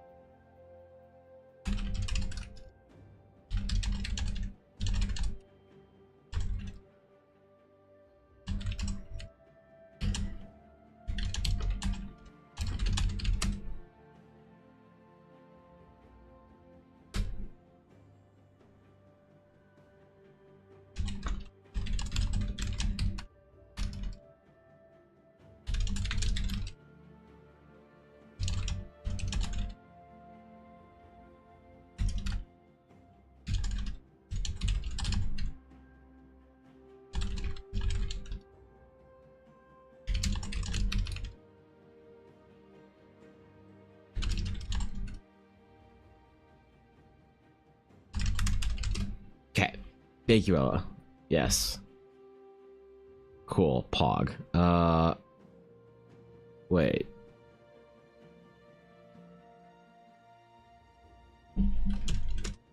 Cool. Okay. Okay. They're half tiefling and half drow. Rejected both their races. Oh wait, species now. Yeah. Okay, you got it. Yeah. Now they embrace darkness within while resisting falling too deep into its alluring power. That was better. Yeah, that's unfortunately better. That's unfortunately better. So,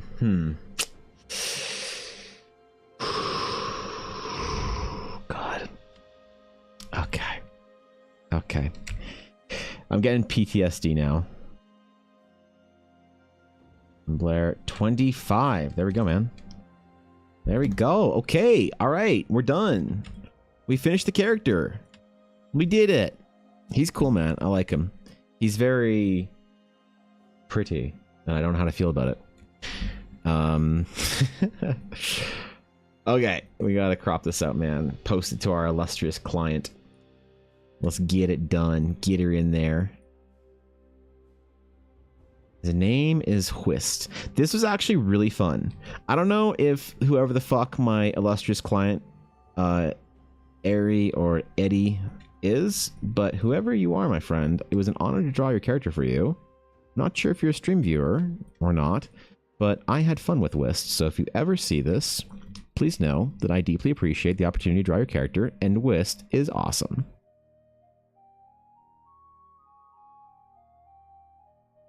All right. 36, 24, 38. Wait, what? That's definitely not realistic proportions for my art. That's far too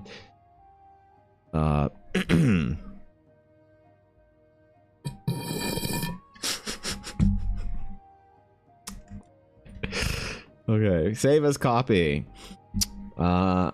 Commissions 2025. New folder. New client. Eddie. Twist. Wait, we gotta take one last just read through to make sure I didn't fuck it up. Hold on. Hold the fuck on, okay? Everybody calm down. Few details. Important physical details I had in mind are short-ish, fluffy hair, more on the wavy layered side. We got that. White hair, downward curled ram-style horns. We got that. Lots of white freckles all over his cheeks and nose and shoulders, whatever you dress him in would show them. Long eyelashes and generally pretty boy, almost twink-like energy. The non-physical details, those are awesome. We already read that through. Whist with an H, so Whist portrait. Okay. There we go. Magic-oriented family, cool-ass backstory. I don't want to necessarily get into it on stream. I don't know if it's personal or not. For fashion aesthetic accessories, kind of pure or picture flowy, airy fabrics, and not really any armor unless he likes to wear it. Skin tight. All right, cool. Pog. Whist it is. Whist it is. Cool. Let us deliver this upon thine client. Send message.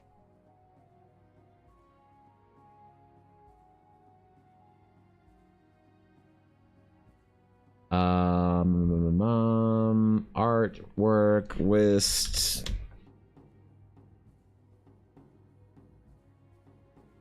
Oh, whoops! I saw that as a PSD. Ooh. Save as copy. No, I did the thing bad that I'm not supposed to do. I saved the file in the wrong format. I deserve death.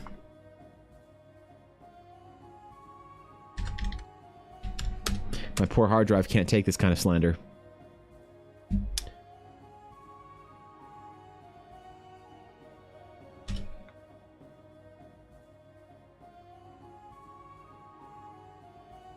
Art vault commissions there. Eddie, delete that shit. Delete and whisk portrait. No, wait, fuck! I didn't crop it this time. Okay, I'm so trolled, man. I'm the worst artist I know, and I know. Well, I'm not gonna throw shade today, this early in the day. So, some commissions feel like those recipes where you have to go through the author's traumatic childhood to get to the actual recipe. Well, I do think, like, I had thought about the recipe analogy actually beforehand, where so basically I say, like, give me a brief description on the character and a general vibe you want to go for, right? And people will sometimes send me messages where they're like, you know, it's basically me saying, like, give me a recipe of what you want to eat generally and I'll create something new for you. And they're like, oh, cool, well, I'd love, like, you know, seafood linguine. And you're like, oh, cool, yeah, I can do that. They're like, but, like, here's, like, just an inspiration. I'll give you this exact recipe and I'm hoping for it to be exactly like that as much as possible. You're like, oh, okay. That's not really a general guideline, my friend. That's, oof, you know, oof. Okay, there, we finally saved it properly. Okay, let's deliver our ram-horned boy to our client. Delete that.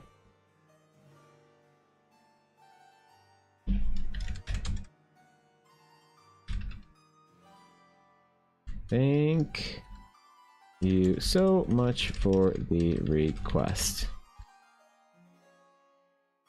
It was really a lot of fun. It was really a lot of fun, and my chat really liked the character. Smiley face. Boom. All right, that's one down, man. That's one down. We're almost caught up. We're almost there. One more project. Mark it off. Mark is completed. Mark is completed. Boom. So we just have 4 left to go, man. We have our Warforged, our Iduria, our location sketch. Wait, what's this location sketch? Hold on. Welcome to Triple Peaks, Here Be Worms, 3-peak mountain with a river cave, home to my version of the cryptid Lambton worm. What the fuck is that? Oh, thank God.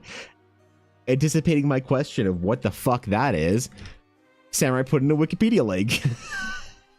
The Lambton worm, a legendary country Durham, a legend from County Durham in northeast England in the United Kingdom.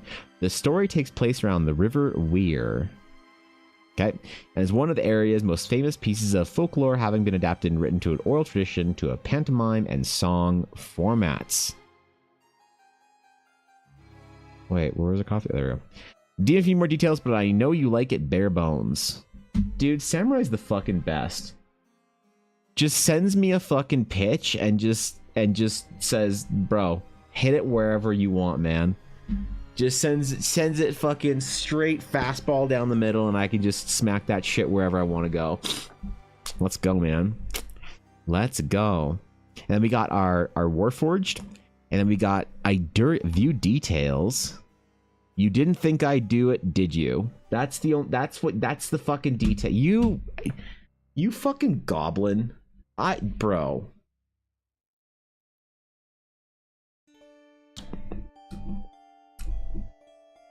Who told me it was funny? Who told me it was funny? I didn't. I certainly fucking didn't. So I don't know where this all came from.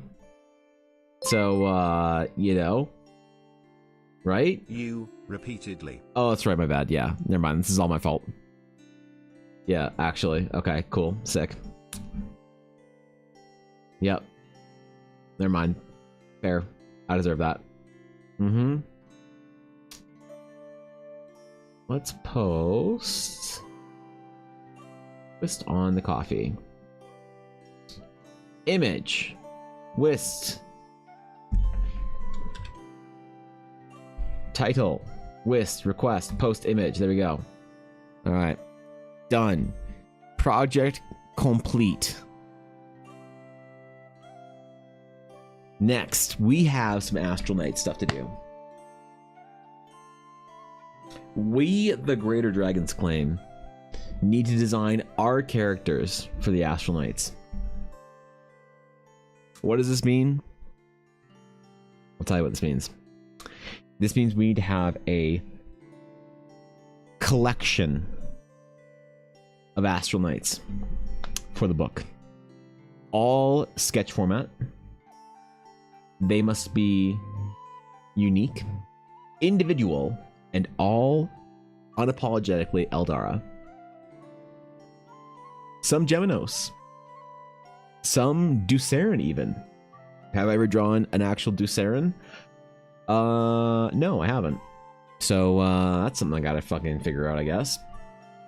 But, the important feature is they're all Astral Knights. And they can't all be Ella's characters either. So I've got a number of pieces that I need to do. And I think we have a couple midway, halfway finished pieces that need to be honored with completion. Okay? That or I'll just open up coffee requests again and be fucking bombarded with 3 years worth of fucking requests for the next couple weeks. Day Wills, thanks for the follow. I appreciate it. Welcome in. Nice art. Oh, thanks, dude. I appreciate it. It's nice of you to say. It means a lot. Okay. We gotta finish our Astral Knight boy here. Our dramatic, glaring, look at that glare. Astral Knight staring off into wherever the fuck he's staring off into. As well as a couple of the characters. Now, the Astral Knights are kind of an interesting thing to work on because they all share a similar feature, style, whatever. And they have white hair, and they wear the cloaks, and they have sort of ornate gothic-like armor. Now, how do we make these characters diverse and deviant and whatever from the regular norm designs? I don't know. We'll just do our best with a lot of sort of maybe in some like cultural sort of things, like, I don't know, the Novalian hair braids that Lady, what the fuck's her name? Lady Alicia has versus the, I don't know, more Stone Markian kind of like rough and tumble look. We'll figure it out. Better than mine, 100% better than mine. Well, I don't know. I am but a mere student, a peepo making my way in the world. One day, Wills, I hope to be a real artist.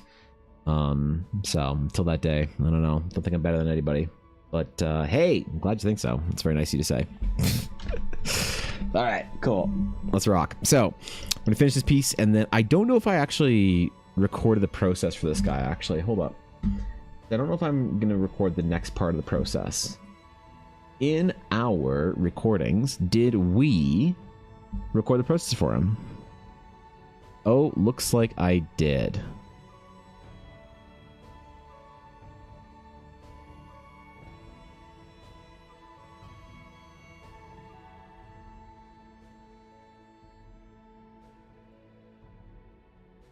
Yeah. Okay, up until this point. That was a 4-hour or 5-hour project. Jeez, man. Okay, right on. Righteous, let's go. There's not that much more to do, so I think I'm just gonna leave it and not record the next part. We'll just get it in there, you know. It's not that big of a deal. So, okay. Frame. Where are we? Male Astral Knight. Male Astral Knight 2. What did I do for this? Oh, okay. All right. I see. Fill was the cloak, and then we had our fill layer that was the tunic. Okay, neat. Now I remember, because I haven't worked on this piece in like probably 2 months. Had a bit of a delay, but I'm trying to play catch up on some of the Astral Knight stuff. This was, I think, before ArdCon, the first convention of the year. So that would have been like, what? June? No.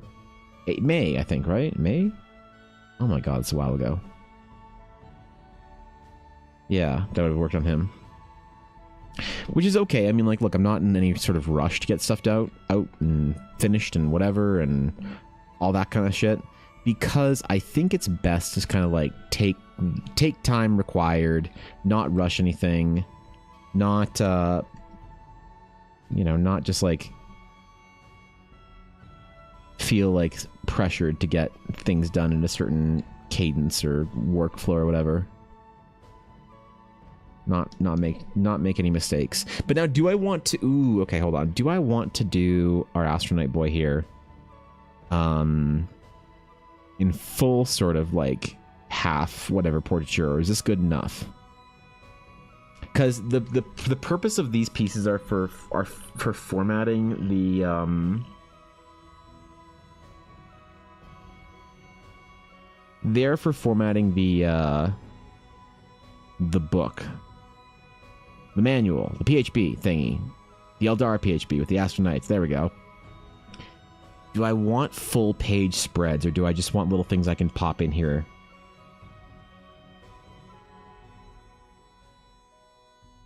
Oh, shit. Well, now I don't know. Fuck. Because, like, I can either do, like, just sort of base portraits and do more of them, or I can do fewer, more substantial designs. What would be better for this? To have more examples of Astral Knights, or more complete examples of a fewer group of Astral Knights? I think it's kind of important to show off, like, a lot of them and how different they can all be, because, like, I think that the uniformity of the Astral Knight comes in what they're wearing and their silhouette, their weaponry, all that kind of stuff. But the, like,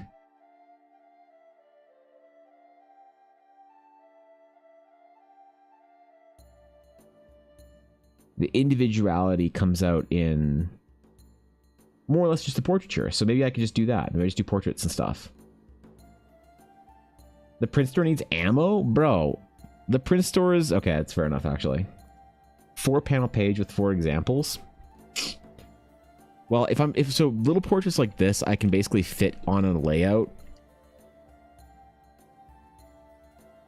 If I have, like, space at the bottom of a page, where I have, like, text block 1, text block 2, and then I have, like, my little,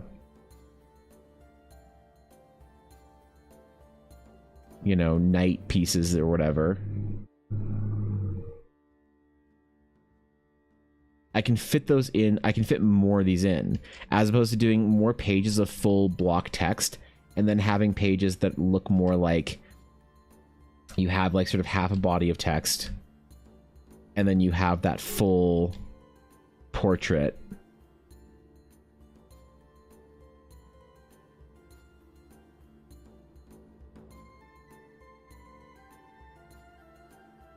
You know?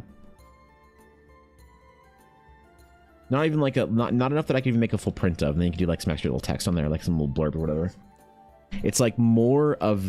have more examples of Astral Knights in the form of this around the PHB, or have fewer examples of bigger ones. Maybe I just do both. I just weave both in. Where is the art going to be consumed? Basically only in... This stuff is only more or less for the Astral Knight class like book guide whatever thing. So while reading or sitting around the table.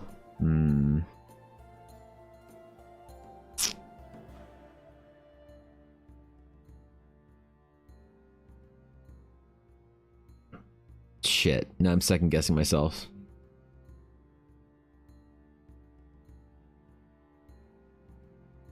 Because either one would do fine in like World Anvil articles format, but I'm thinking about print right now. I'm thinking about the PDF, the class PDF. I worry though, because if I look at like a lot of D&D classes, like there's not a ton of art on them. There's kind of like, there's like really, there's not a ton of art. There's like mostly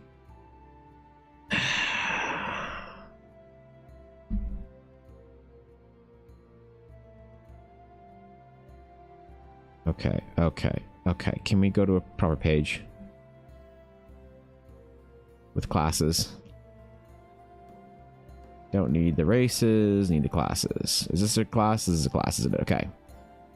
So there's like a big spread here.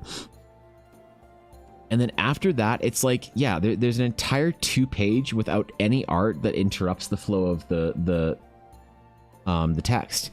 So it's important to have, I think, little things like this here that kind of like indicate some, you know, little astronite trinkets and whatnot around or behind boxes, some little runes and patterns and whatnot. But then you get like, again, these large page spreads like at the beginning of the class, and then like nothing. Oh, there's one on the cleric right there. And then another little one. So there's like 2 or 3 pieces of art, maybe. That's it. Well, how do I put all these like examples of Astral Knights in here then? Do I just say fuck it and put more art in than what is like common for D&D, or is that like kind of a self-indulgent thing to do? Is it better to have a couple of like, I think at that point that it's better to have a couple of bigger pieces of Astral Knight art for the back that I can sort of cram into almost like an art of, like a visual design guide for the Astral Knight type thing. Nothing in PHP designed to be handed to the player.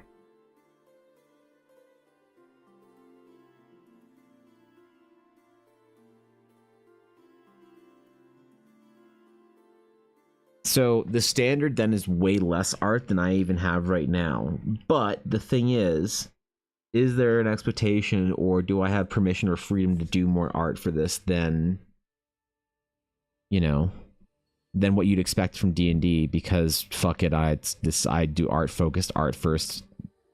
Everything. Yeah, wait, what? Art is time? And time is money, friend.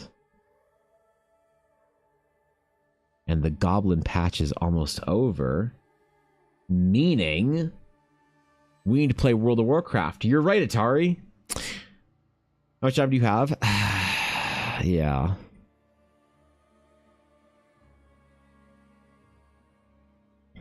Well, that's an interesting question. Because I was hoping and planning on having a whole lot more time to do stuff. And then setbacks, you know, hand related, injury related, whatever setbacks. Which, like, by the way, my hand is on fire right now, and I don't know what I did to it. Like, I know I didn't stretch that much during the last piece I did, but it wasn't that big of a deal, you know. It wasn't hurting in the moment, but now it's like absolutely killing me. So I'll give it a minute, pop an Advil or some shit. That was relative. That's not important right now. Yeah, exactly. yeah. Okay, fair enough. We don't want to go too deep in that shit. Yeah, I mean, what? How could I incorporate sort of art of Astral Knights in a way where people can get a sense of like the Astral Knights are? How do I build that visual design guide? Because the problem is,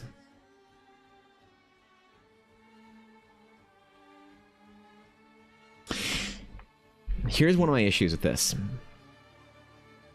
I'm gonna say something that people aren't gonna like. Because when I say shit like this, people get mad. That's okay. This right here is the main piece of Astral Knight concept art that I've done. The main sort of the full body, whatever, like top to bottom design in color. This is what we think of as the base for the Astral Knights. The issue is this piece of art fucking sucks. It's not good enough, and it doesn't live up to the standard required for the Astral Knights class guide. And it's just the truth. So I have to redo more or less all the art for the Astral Knights anyway for the release of it.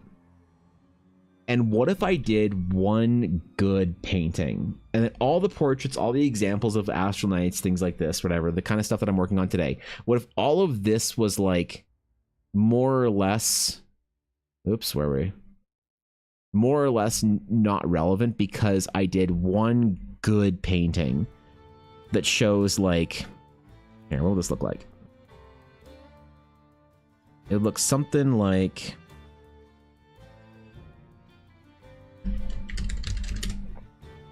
I would have a scene that looks relatively open. How big is this image?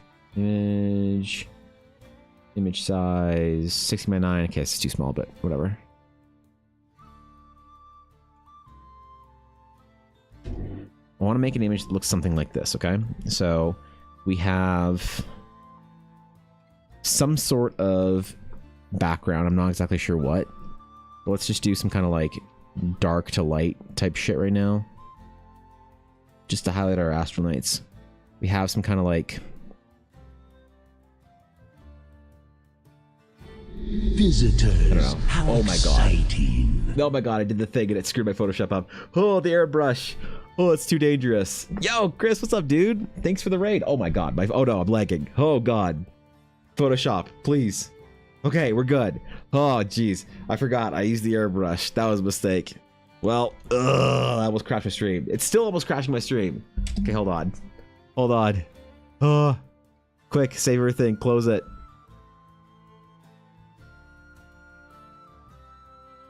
Okay, good. All right. Fuck yeah. Bro, thanks for the raid. I appreciate it. Welcome, everybody. Welcome in just in time for my entire stream to maybe crash. Hope your stream is good. I'm enjoying the current project, bro. I'm seriously enjoying the current work. It's inspiring, man. It's inspiring. I was chilling with you last night and this morning for a bit. All right.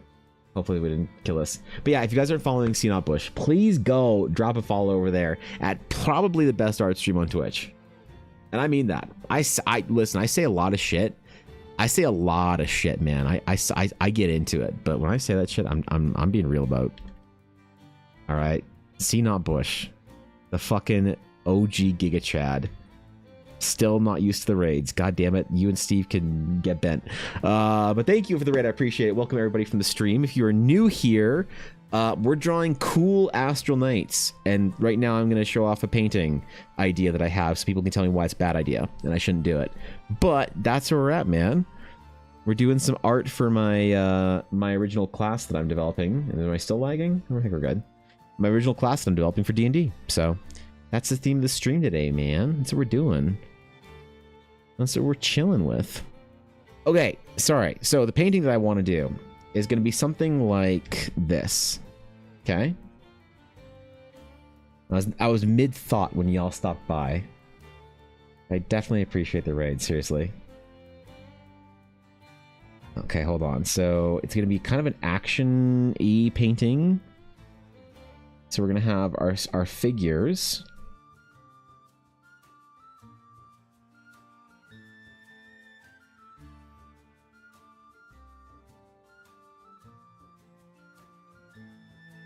Our figures kind of aligned like these. Ooh, that's too dark. Oh my god, it's too dark. Oh my god, it's not dark enough. Oh, there we go. Remember, Astral Knights set up in a way that... Ooh, I need the blue for the armor. There we go.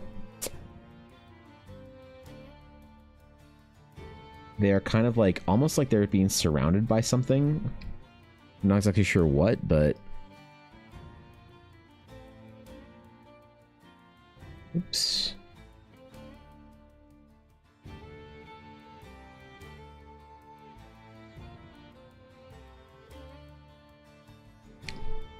a long silver blade.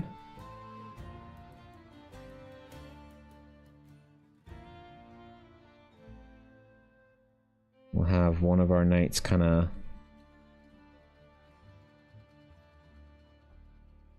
looking this way with their dramatic. Oops, where's color what I need here?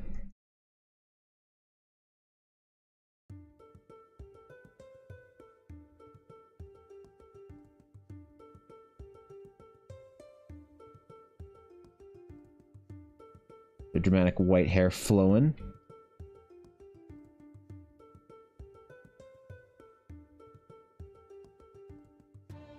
Okay. And we'll have another Astronite, sort of like, almost like the Geminos piece.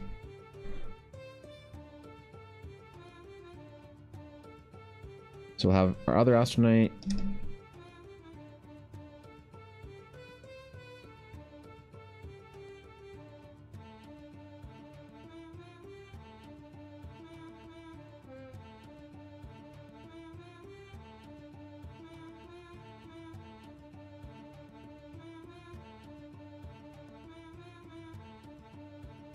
Kind of holding their blade up in like their sort of ready pose in whatever guard that is.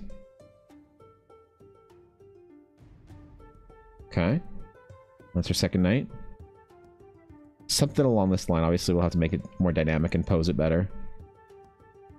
And have another knight sort of like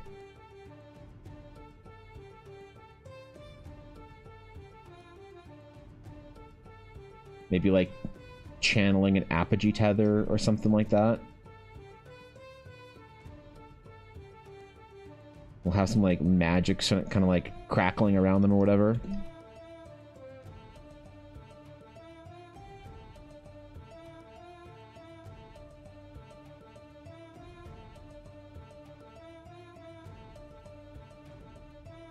Boy, we're gonna get faster at this shit.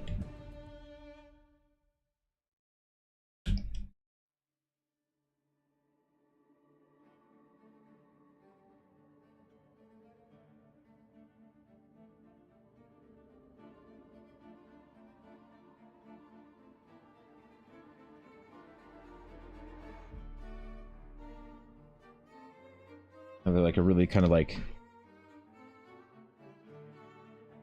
use those lines, man. Use those lines. And obviously they all have their capes billowing in the wind behind them. Kind of do something along these lines, right? Something where you see a painting of sort of like 3 different Astronites. We could even like have them be like one of them could be like a Geminos or whatever. Instead.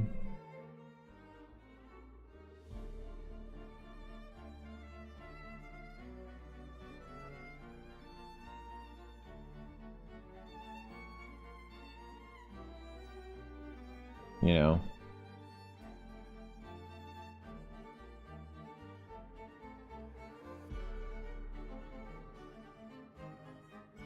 Or some shit.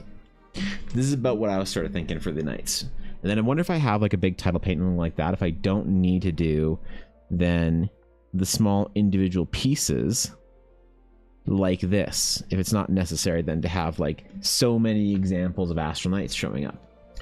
If it can be more portraiture and I don't have to like worry so much about fitting in the every little kind of description of every knight as like a whole guide of like what your Astronite can look like and how they can kind of be put together in your character creator or whatever. Am I on the right layer? There we go.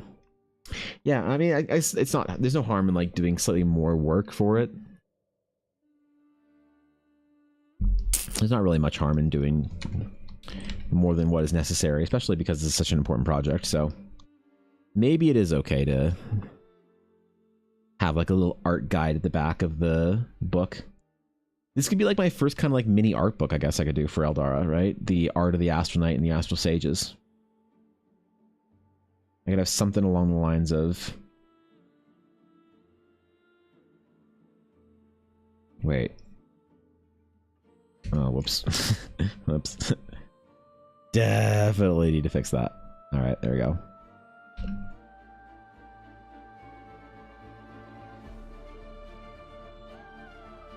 But yeah, I guess that's kind of what I'm thinking about, is doing sort of like a piece like that kind of mixes the individual kind of like concept pieces of the Astral Knights as well as like a big title dramatic thing that can kind of be used as the main painting, or have them like taking down a foe. The problem is I'm just not entirely sure what kind of thing they would be taking down that could be heroic, because they more or less like only deal with like people, right? They are the protectors of the orders of the sages and all that kind of shit. And that's more or less what they do. So it's not like they're going off like slaying dragons and killing monsters and stuff. So any kind of formal piece that would have them like getting after it would really be them fighting like some like local warlord or something like that, not like a big heroic kind of creature they could have a whole painting made from or whatever. It wouldn't be anything along those lines. They're growing skewering an abyssum mutant through the back of its head. You know what? Actually, that could be kind of rad. If I have them like fighting abyssals and I have like in that kind of composition, I basically show the because that would also be very, very good for the knights as well. That are players that want to play the campaign. If you have things like abyssals jumping at the knights and them like, I don't know, like fucking cutting heads off and shit, slicing, cleaving one thing from another, and you have them like showing them in combat but also like kind of not really losing the fight or whatever, that could be cool too, because it also serves then as a contextualizing piece of art for the Astral Knights in the Horizon campaign, which is the first place that basically anybody's gonna be playing them. So why not just do that, I guess. Oh, what's up, Anna? I didn't see you come in. Sorry. Good to see you, Anna. I was a little focused, alright. I was in obsessive EBA mode there briefly, so you have to forgive me. Yeah, that could work actually. That could work. Huh. Alright, well now I know what I want to do. Now I have ideas. And then I don't have to do like a bunch of examples of Astral Knights. I just have like sort of one main example of what the knights sort of look like. And you can kind of infer your own knight in there. You can place whatever kind of qualities you want in them. It just, as the important thing is to show they all have like kind of the dark colors, the silhouette, the kind of gothic armor, and then the white hair and the glowing blue eyes. That's also important. The glowing blue eyes.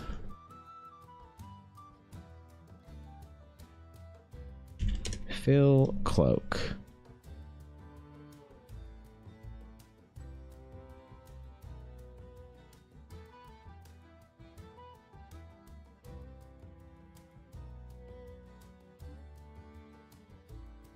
Yeah. I could do even like a tattoo on his arm too. Oh yeah, let's do that too. Okay, so we're just showing the top of it, just kind of the bicep shoulder like area. Let's do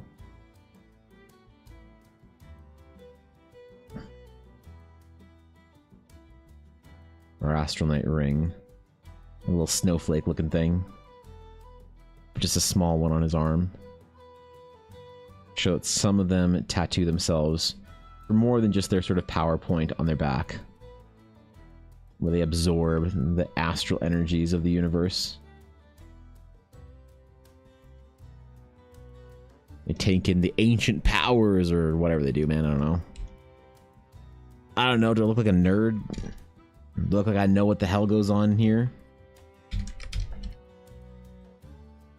Some dramatic nerd shit for some Astral Knights or whatever. So, you know what? Never mind. Yep. We're gonna warp this. But Evan, that's cheating. I know. And I'm doing it anyway. You can't stop me. Never ever make digital art, or else it'll make you a bad artist like me. You'll just take your cheaty pants opportunities and just use the warp tool instead of drawing things on properly. Yep. And then one day you'll get a request for a character, and you won't need to fake it anymore. You won't be LARPing anymore. I'll let you know when that happens, by the way. Watch these very few descriptions of beheadings, so you'd be, or depictions of beheadings, so you'd be one up on them. I mean, like, the Astronauts are supposed to be, like, pretty metal and pretty dark. So if I show that kind of stuff in the art, Abyssals getting skewered and beheaded and shit like that, that could be pretty good, man. Could you imagine, like, bro, if I could make any kind of levels of video game projects I wanted to, imagine like a third person, like action RPG where you're playing an Astral Knight. Oh my god, wait, an Eldara ARPG. Where you could be like a Sky Knight or an Astral Knight or a Sage or something shit. Oh my god. They'd be beheading something with no real expression on their face except mere boredom. Exactly. For an Astral Knight, dispatching of the Abyssals is not really anything interesting to them. It's just an average Thursday before they get TPK'd by their DM. Wait, no, that's my average Thursday. Shit.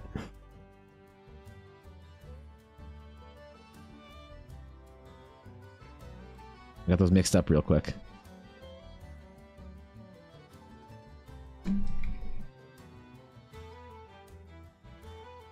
Yeah, you know, maybe I'll challenge myself to do some paintings for this as well. Like, I want to. I just fear the time investment and the fact that I'm just simply not fucking good enough to do the paintings that I want to for this. But that's not a good reason to not do it, because I'm not sure how it's going to work out or how it's going to go or whatever. I need to be a lot more kind of bold with the choices I make for Eldara stuff. And if I have an idea, I should execute on that idea, I think, even if it's poorly executed. Like, a poorly executed ambitious idea is probably better than a well-executed mediocre idea, you know?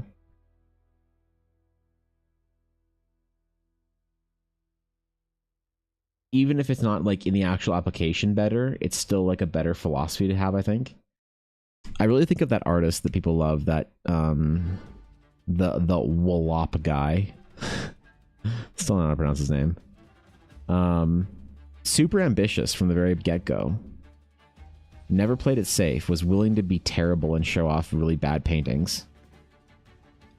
More so than doing something unambitious that didn't lead to the skill set then to make him great. It's probably the way to do it, you know? Ambition and willingness. I think the problem is, though, in a lot of ways, the internet and this kind of social media age doesn't really, like, reward that kind of thing. You know? It doesn't, like,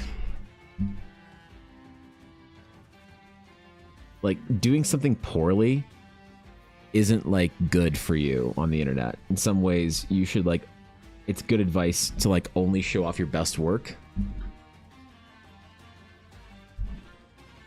And so the problem with a lot of artists doing that, though, is that we get into, like, this kind of groove of, like, oh god, everything needs to be perfect, it needs to be so good. I can't show off, like, a failed project. Whereas, like, when you're part of a team or whatever, you do it all the time. Your senior artist or your art director, whoever you're working for on a project, will, like, expect you to have work that you're doing that you're poorly at. And be like, yo, here's some shit we can fix. Glad to see you're improving. But the internet doesn't do that. Like, you can't say, like, you know, hi guys, posted a failed sketch online, what's up? No one's gonna like that, right? And then what? The algorithm won't favor you, and it's just over, you know? Stretches, man. I gotta do my stretches, bro. Oops. I gotta be good about this. I think probably like every 20 or 30 minutes I need to like actually take a minute, stop what I'm doing, and do some proper stretching. Really having like this problem, I guess, in my wrist and my hand. This is such a ridiculous looking stretch. This problem growing is like really like a learning experience for me, because I knew it would happen. I knew that there'd be something, no matter how well I took care of myself, there'd be some part of it that I'm missing, some like ergonomic issue or something that I'm not taking care of or doing well enough. And I knew something would happen. I knew something would pop up at some point in time.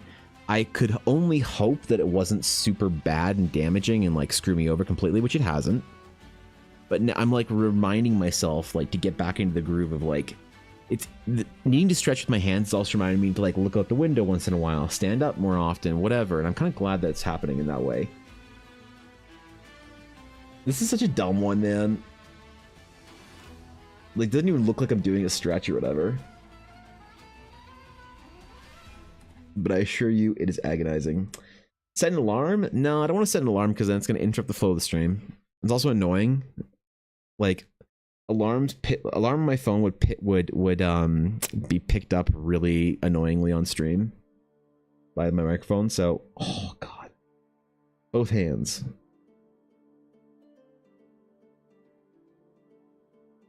There we go. That's better. And like that on top of the existing stretches that I have to do, the like roll your hand up, stretch your arm out kind of ones. I want to go to like there's no, I don't know, like there's no like study or research or like accepted kind of like standard practice for artists for good ergonomics. There's things that like if you ask different doctors, you'd be like, hey, what should I do for this or that? They'll say like they'll have conflicting ideas where one doctor will say like, oh, if you're looking at something, you shouldn't be looking down too much, because if you're looking down on your tablet too much, then you will be bending forward, messing with your back. And then another doctor will say, well, having your arm up all the time and having to rotate from the elbow and constantly do that kind of motion, that pinches your nerve. And so you want to be able to rest your arm on something while you're drawing. Okay, so you want your tablet to be further down and wants to be, you want it to be face down. Well, then you have to lean over to see it more. Like there's just like no real good ergonomics for artists. There's things that we can see from artists' careers, like, the drafting table or the evolution of the painter's stance. But like, especially for the digital age, our canvas is so not movable. And in some ways, like, I really feel like in some ways it might be useful to sort of like stand when you're drawing digitally or painting digitally, to try and make use of as much of the painter's stance as you can. But then what do you do about all your hotkeys and keyboards and shit? You need to like hold your keyboard like a palette or something, and like hit your keys with your fucking, hit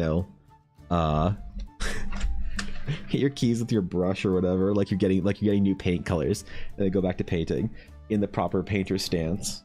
Like, what a stupid thing to do, but maybe that's the future of it. Maybe we'll get like that'd be cool, a tool for digital artists that you hold like a palette. Yo, what the fuck, man? Doesn't take from stream that much, and it's better to be safe than sorry later. Yeah, I want to try and figure out like something that I can do that doesn't interrupt my stream to remind me first, and so I want to see if I can give myself a chance to figure that out. It is also in some ways just the way I hold my brush. I need to like hold it differently.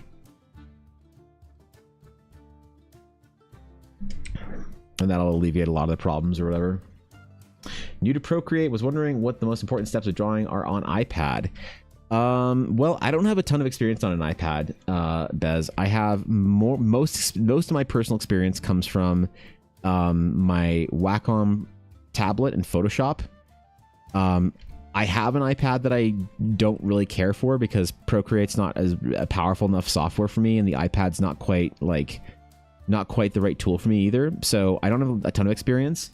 But as far as like the most important steps of drawing on an iPad are, without like knowing specifically what kind of your like what your goals are and whatnot, I would say anytime somebody has a question about the most important steps or most important thing to like focus on when doing digital art of any kind, I would say is to make sure you're taking time not doing digital art.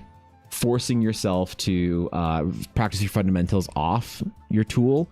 But if you really want to just like be on your iPad and be grinding art and you know you're trying to be a pro one day and whatnot, then do your best to avoid taking shortcuts for anything.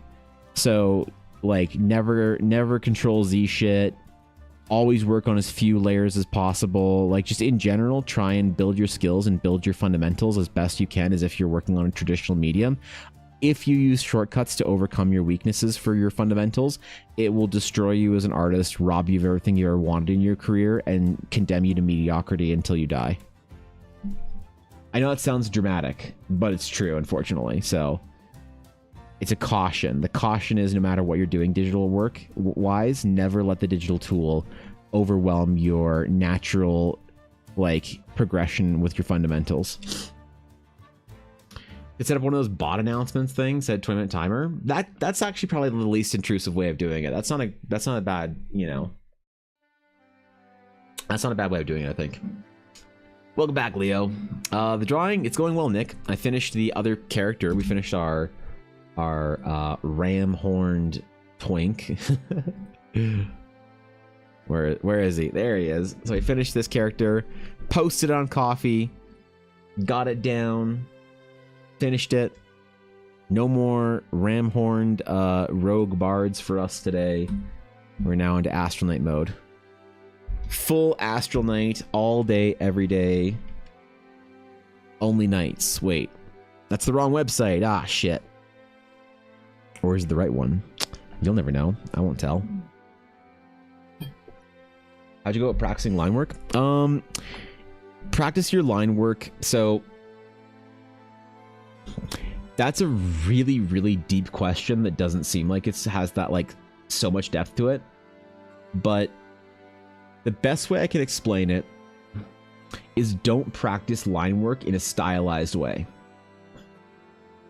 Right? So the hierarchy of sort of like realism in art is you have like realistic art.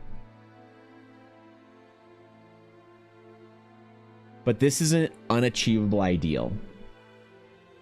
I know you've seen art that you're like, oh, photorealistic, whatever. Realism in art is an unattainable ideal because the brain always knows. You get the uncanny valley, so never go for realism. But as you go down the chart, you basically ask the brain to fill in the gaps even more. So when you have something like classical sketching or classical art,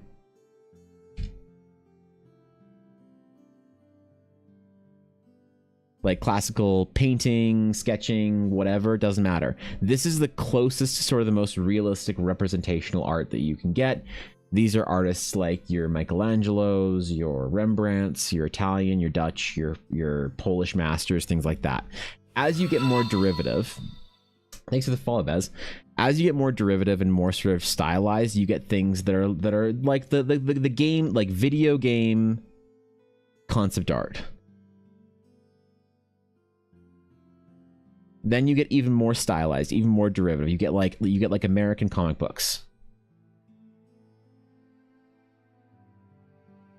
Then you get even more derivative, and you get things like Japanese comics.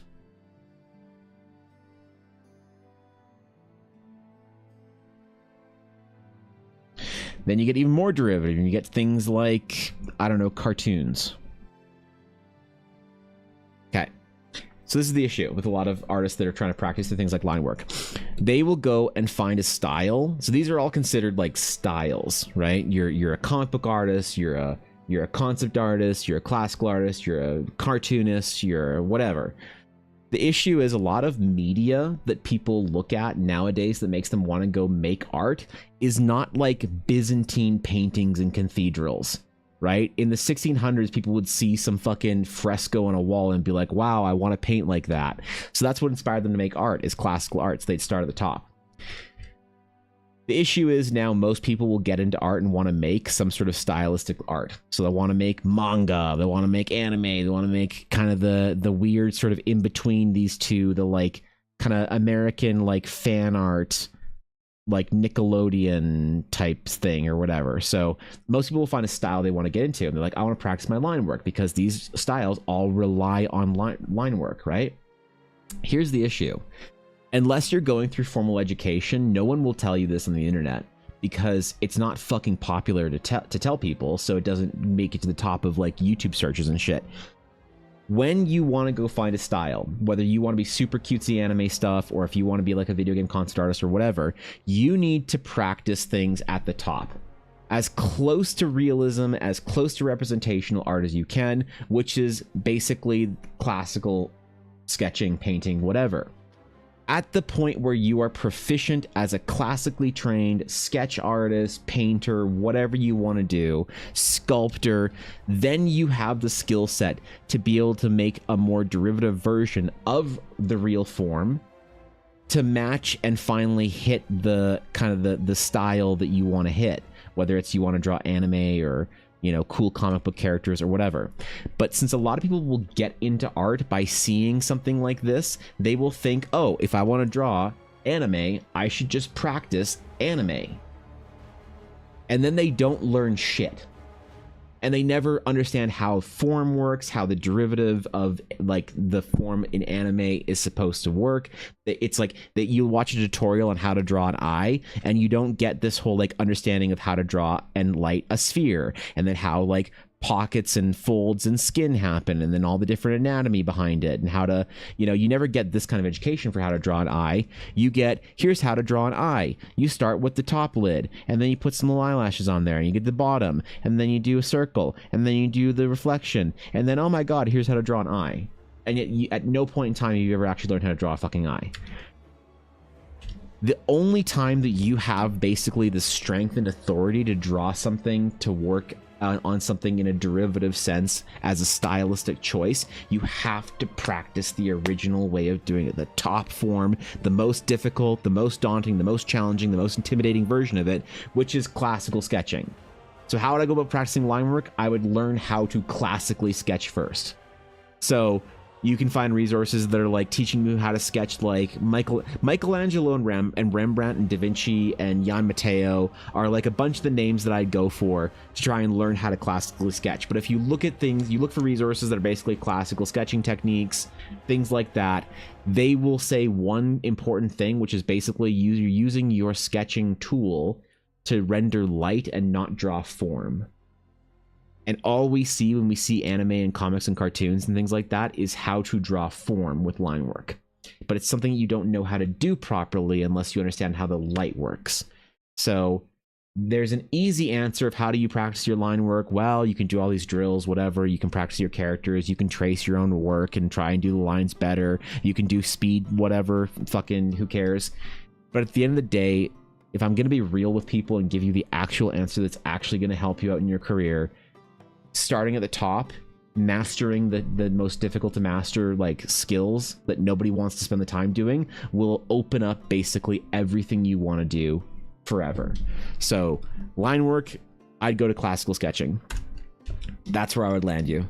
If you were my student and I was mentoring you, I'd send, even if you wanted to draw hot Genshin anime fan art, I would still send you to the classically trained masters and tell you to go master that first before you can draw any anime. Because that's something people don't really get about the masters of whatever style they want. The true masters of stylized art, whether it is anime or animation or anything like that, or cartooning, they can all draw and paint classically.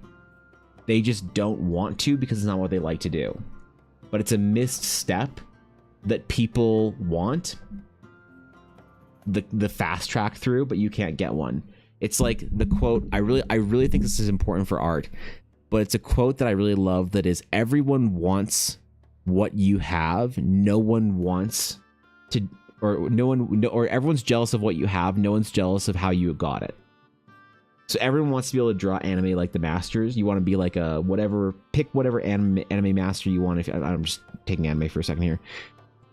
Everybody wants to be like the Hayao Miyazaki of their generation, but nobody wants to go to classical art school. and do the grindy skills required to get it. And the problem is if you tell people that, then they like, okay, whatever, that's not the advice I want, and they'll click off the video, they won't like the short, they won't respond to the tweet, whatever. And then that information of how to actually get good at certain things within your art, that gets lost in the algorithm. Twitter or YouTube or Instagram says, oh, nobody cares about this video, so we're not going to show it to people. And suddenly now the videos that do well on YouTube, the self-taught sort of community gets a really bad kind of like alignment of videos and information on how to do things based on what is expedient and not what like what is acceptable to other people who are going to be more mediocre than you want to be. And so you have to like sort of like dive deeper and find the resources that most people aren't going to ignore. And that by default is sort of the definitionally what is required or what it takes to be good at something. Is you have to basically do what people aren't going to do. And if we learn from the internet only, then we are more or less setting ourselves up to study the mediocrity instead of what's required to be an exception. But I know it's not popular. I know, you know, the idea of practicing line work and doing stuff you don't want to do or like classically trained shit is like, you're like, fuck man, that's not what I want to do. It's boring as shit, bro. But that's what's required. My drawings just want to get better at colors. My drawings never feel cohesive. I mean, like, that's the other thing. It's like, how do you, like I could give you a book of, I mean, if you want to, okay. If you want to get better at color, I have a book for you.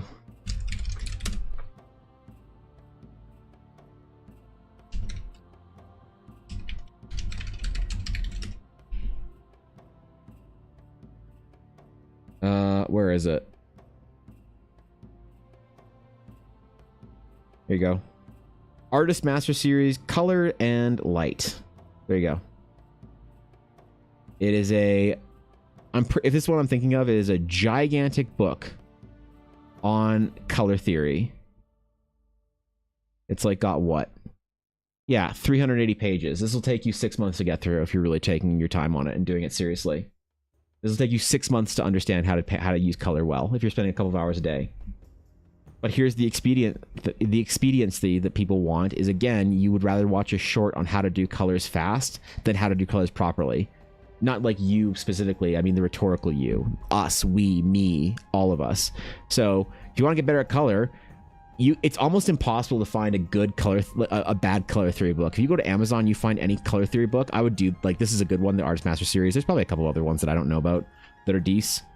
Like, I think this one, the Betty Edwards, that name reminds me for some reason of a book that I've read or whatever. But like, I don't know about the books like this, like Color Theory, An Essential Guide to Color, whatever it is.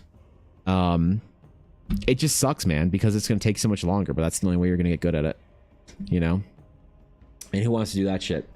I'm very much a mechanical pencil user, mostly for engineering drawings. I can hatch decently. I really like the depth and difference in size of your lines. Would that be covered or seen in older, more classical sources? It would be, exactly. So here's the reason why. Here's a small example. We'll do the orb example, all right? I know you guys fucking love orbs. Please excuse my chat for being obnoxious for the next 5 minutes, but the idea of the orb example is if you want to draw and you try and figure out how to draw a circle, a sphere, just this sphere is the basic shape. And like, how do you draw a sphere in stylized whatever? They'll be like, okay, well, you draw this, and then you maybe like you want to hatch this line, so you figure out like the form of the sphere, you figure out kind of the axis of it, and you can kind of like figure out where your direction of light is, and we can light a sphere, you know, you can kind of figure out what to do, and you like figure out what part of it's in shadow. And you know, you're like, okay, cool, like that's I've done a sphere, haven't I? Like there you go, there's the sphere. And you might even get a little bit more, like, I don't know, you might even get a little bit confident in yourself, and you might even start doing things like a little core shadow or something here or there, right? And then maybe a little shadow, a cast shadow. Okay, cool. You know, the problem is that understanding anything in line work by trying to understand the form of what you're drawing, when you're drawing anything, you are not drawing the outline of it. The thing that changed me massively from being, I think, helpless to being able to try and like struggle against like better kind of art is to stop. I was told by an artist that I really respect to stop thinking about line work as drawing form. You're like, but that's what you're drawing. You're drawing the form of something. You want to draw an arm. You draw the arm, and you got the cylinder, and you got another cylinder, and you got another cylinder here, and then you can put the anatomy over it, and so you can figure out how the anatomy fits onto it, and then you can figure out how you learn a little bit more about, like, okay, the radial muscles and whatever, and then, oh my god, there you have an arm. It's like, yeah, maybe, but that's not gonna get you really all that well into, like, proper depth in your sketching. The way to think about your line work is really not to think about it as line work, but to think about it as painting. You are trying to sketch your form by using line weight, by having your lines disappear. So, like, in shadowed areas, the more the darker a shadow gets relative to the scene, or the lighter the light gets relative to the scene, you will lose detail. And so we understand how detail is washed away when things get really bright. And you're like, oh god, I can't see it, and like everything goes white. But we don't do that with shadows necessarily. It's not as intuitive. So you're really not drawing the form of a circle. You're really drawing the shadow shape of the sphere on the pedestal, whatever it is. And this is all kind of one large kind of like shadow that now I'm not really thinking about drawing form, and I'm thinking about capturing light and describing the way that the light. And I'm just going to do a very quick example here, right? And I'm going to lose the detail of that. Like, you might even like think about, oh, there's like a reflection of light that bounces off the surface back into the sphere. Sure, we can like get technical about all that. But you really want to think about as if you're drawing light and never drawing form. And so a lot of more technical artists, like to people who come from engineering, you draw form, you draw how things fit together, you draw all that kind of stuff, right? But when you're sketching and trying to build depth into your work, you're thinking about layering your pencil, layering your ink, layering your marker, whatever it is that tool you're using to sketch, your Conte, charcoal, whatever, to try and build in a sense of, like, more or less, if you can squint at it and it looks more correct, you're kind of on the right path. So you want to have like your like sort of darker core shadow and things like that and whatever, but you really want to think about whatever you're drawing not as drawing form but drawing light. And at that point in time, you're basically painting. You're painting with your pencil, which is unfortunately the way the classical artists think about it. And so like you're gonna lose like, you know, you're gonna lose layers, you're gonna lose shapes as your light hits an object. It's gonna kind of like bleed out the light and bounce it and reflect it off, so you're not really gonna be able to see the difference between the background unless there's a contrasting color there. That's why a lot of portraits of like figures, you'll see a lot of classical portraits, they'll have the figure and they'll have maybe a dark color that the figure is wearing, and maybe they'll have like a dark hat, and they'll have like a lighter, like kind of, I mean, this is from a European's perspective, but they'll have a painting, they'll have a lighter skin tone, and they'll have a darker wash of color in the back that will fade into lighter color as they go down, so that you don't need lines to separate anything. You're just thinking entirely about form. And that's kind of the way to think about line work, I think, if you really actually want to take your line work seriously, is to think about it as light. And this is how classical artists, like classical sketching for painting, will teach you that skill. Look at Michelangelo's anatomy studies. He does this exact thing. Anytime you do a little hatch mark or whatever, you're communicating a texture more or less, so when you zoom right the fuck out and you squint your eyes, it all looks correct. Your brain fills in the rest of the details. Your brain fills in the gaps. The same tool that we have in our brains to be able to recognize faces and clouds is the same tool that great artists exploit for the viewer to help communicate an idea. When you look at a formal painting from like a portrait master or whatever that uses a lot of texture,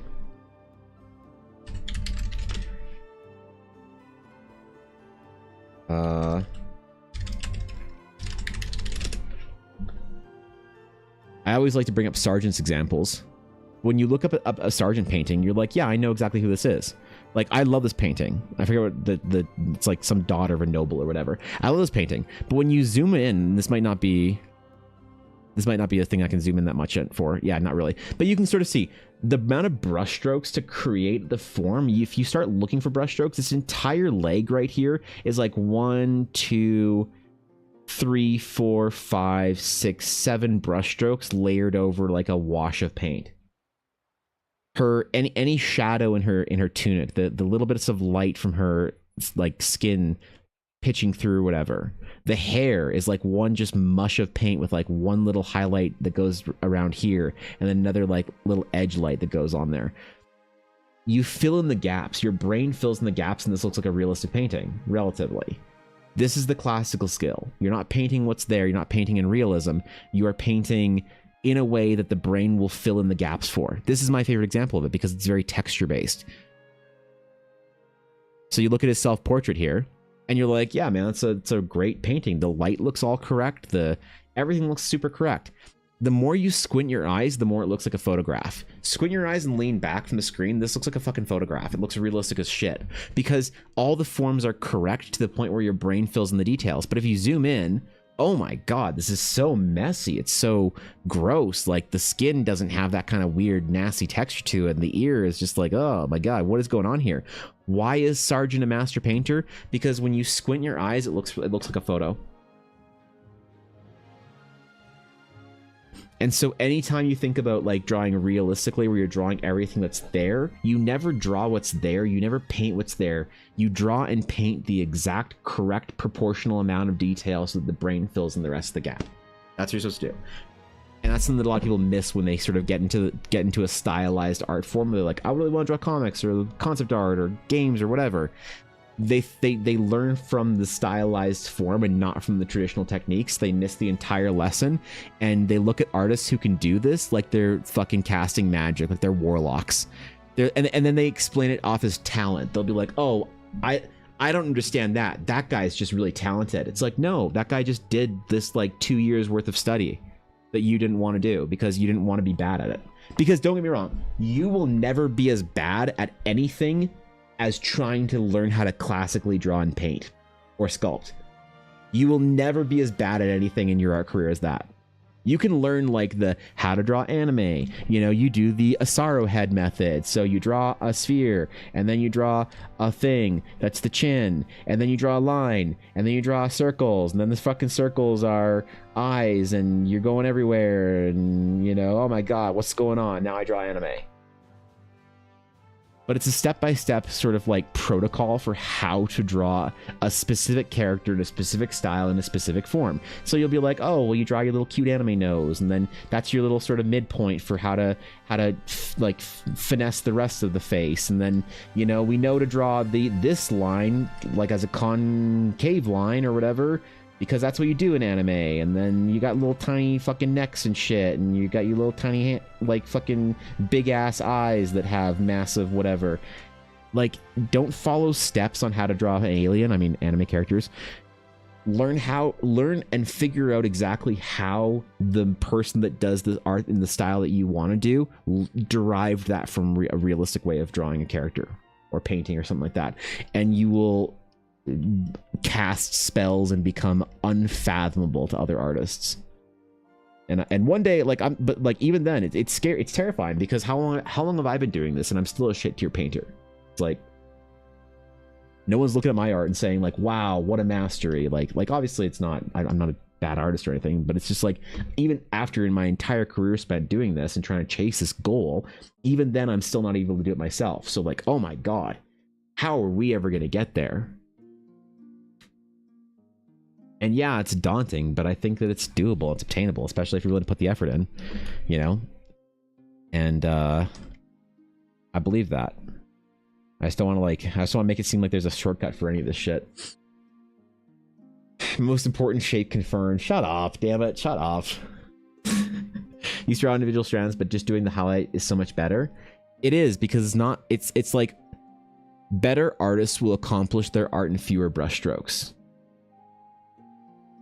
So don't get into like the like bad habits, like layers. Using layers to paint in Photoshop this is my most unpopular take. Using a ton of layers, especially when you're learning, is the worst thing you can do. It's like hairy line shit. It's like when you're trying to draw stuff and you see an artist that draws hairy lines, and I'm trying to make my lines hairier, but even then I'm having a bit of a hard time. Just right, when you're trying to draw a sphere and you get the hairy lines, and then you like try and erase the line to like be the better one, then you try and like You know, this kind of stuff. It's way better to practice like how to sort of like derive shapes from fewer lines. And even though this might not be the exact shape you want for an eye, it's like fewer lines. The viewer reads it more correctly than you drawing a more specific shape. Like, it's just bad habits, man. Digital will build so many bad habits if you don't watch against it. And I see so many artists that don't go through a formal training kind of period building these bad habits, and it destroys them. And like, I don't care how unpopular the opinion is. I'm never like branded myself as an art educator, so I don't care if I like make videos on how to draw whatever or some shit like that. I'll always try and like say the unpopular thing as fucking loud as I can, because I think it's the only way that we break the spell of like this kind of like algorithmically not served kind of like teaching on how to do shit, right? Absolutely correct, sir. Talent does not come magically. It ain't genetically. It's hard work every day, mileage, work ethic, but doesn't take away from the fact that you're indeed a warlock. Okay, thank you. Yeah, all right, good. As long as the art that I make seems unfathomable once in a while, then I guess I'm getting there in some ways. Meet the 100 layers in almost every drawing. And like, here's the thing, Renz, I don't know how serious you are. Maybe you are a hobbyist that's having a lot of fun, you're doing this, and like if forcing yourself to do the right thing would stress you out too much, then don't fucking worry about it.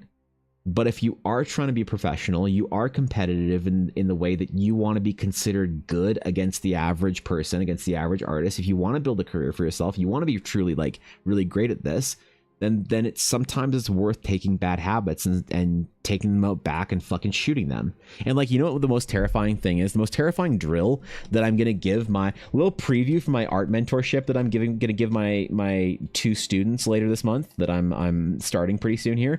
I'm gonna force them to do things they're terrible at. Like, I'm gonna say, I want a painting from you. You are allowed to use a variable sized round brush that changes with like pen pressure. And you have to make me a painting with the hard round brush and on one layer. So I need to see a proper understanding of color gradation and how to like properly do this from them, and how to like sample your colors right and mix your colors properly and do this shit. And it's going to be infuriating, man. And it's supposed to be infuriating to draw but if you can't paint with the hard round brush on one layer, I'm sorry to say you can't fucking paint. I can't either. But that's just the way it goes. Like in order to break these bad habits, sometimes we have to break them by like throwing them off of a fucking cliff and break a few of our own bones on the way down once in a while. Oops. No, damn it. No, I want brush. There we go. We got there in the end. Me double tapping on math exams? Yeah, hold up. Wondering about one layer, then the next I have over 9,000. I have no clue where that they came from. Yeah, sometimes they can stack up. It's also okay. Like, you know how you properly use layers? Like, in my opinion from a classical perspective, and remember, I don't use funky layer styles and all that kind of stuff to cheaty pants a lot of stuff in. I would work on as few layers as possible. And the way to use layers, I think, in a painting perspective, is to have, maybe you can do a foreground, background, whatever layer. That's okay. Like, I'm not going to be super anal about it and say you can't ever use a layer to like simplify the process, especially if you're doing concept work and you're trying to work quickly. But if you've built the fundamentals, you don't need to worry about the skill atrophying. You're just trying to like improve on what's already good. The best way that I've seen artists use layers that I look up to is they will use a layer to basically house all their most recent additions or changes to the piece, and if they don't like it, they just delete the layer. But every once in a while, when they look at their work and they're like, yeah, that's good, they'll merge the layer down into what they already have, and they'll make a new layer and then be working on it for a little while and then be like, okay, I like those clouds, merge it into the background layer, right? That like forces you to build the skill up of being able to like think about the right process of your art, trying to see like the proper shapes in the first 10 or 20% of the painting, as it were. This way, because you have to learn realistic stuff first, I always considered anime style to be much more difficult than realism. You have to know the rules first before you can break them well. To be a master at it, yes. To get good at it, no. Anime is way easier than classical sketching by a fucking mile. It's not even on the same planet. It's way, way, way, way easier to be good at it. And you can be really good at it. But to be the best and to be great at it, you're absolutely right. It's way harder because you have to go to the top of the mountain and then you have to go down the other side and then climb the next mountain on its own. So, yeah, you're absolutely right about that, Salesian. No problem with layers is that they were a pain to edit. It's just so much faster to merge and repaint something. Yeah. It is depending on your process, you know. When I was first learning digital art, there were all these tutorials with different brushes, and after about a year, I was like, just the default hard brush is so much better. Right, and so I went through this as well. I went through this whole thing where I was really in my fucking feelings about my art when I was in art school, and I was convinced that if I could find a brush that could just do what I wanted it to do, I would be a much better artist. And I would find tutorials and brush packs and, you know, how to build your own brushes, how to make a brush that does this, textures to double brush, everything in there. I'd find brushes to do everything I wanted them to do. And I still couldn't paint well. And I spent so much time wasting it. Just wasting my days fucking trying to find the right brush, when the better you get with the default tools, the better, the faster you find what you want. My favorite painting brush is based off of a brush by the default brush that Dave Greco uses. This brush, this like pencil brush, sometimes people ask me like exactly like, how do you get your brush to look like pencil or whatever? How do you get to do this? This came from me doing a lot of art with the hard round brush in a lower resolution. But if you look at the kind of the stylistic journey of the work that I had done with this kind of work, here, this is all done with the fucking hard round brush. And I couldn't quite figure, on a lower resolution, by the way, only 150 DPI instead of 300. And I couldn't figure out why I didn't look good at 300 DPI. Obviously, you need to be drawing and painting at a higher resolution so you can print it. And I couldn't figure out why until I figured out a way to make a brush from studying other brushes that were based around pencils and pens, to have the brush give just the tiniest amount. Hold up. Oops. The tiniest amount of tooth that really merges in with the paper, that really diffuses into itself as a texture, to finally get what I wanted. And if I had spent more time dwelling on this sketch style brush like I did with my painting brushes back in, you know, my earlier days, I would probably have never figured out how to do it. Because I've fallen into that trap before. I know what it's like to not be able to get out of it. And so when I saw myself getting into it the second time, it was easier for me to pull my shit out. But no, you get trapped in it, man. You get trapped in trying to figure out what the hack is, the tool, the brush, the whatever. Layers are like onions. Nuh-uh. Because I'm not, because I can eat layers. I can't eat onions. Fucking checkmate, Ashy. Check fucking mate. Let's go. Convinced there is a brush out there that would make me a better artist. Yeah. You just got to peddle their brushes and videos in the process. Well, you know, here's the thing. Like, I don't necessarily blame YouTubers that have like Shrug, thanks for the follow. I appreciate it. I don't necessarily blame the art instructor YouTubers, because they know if they make a video on how to do something the difficult way, no one's going to watch it. And then they can't teach anybody. They can't help anybody.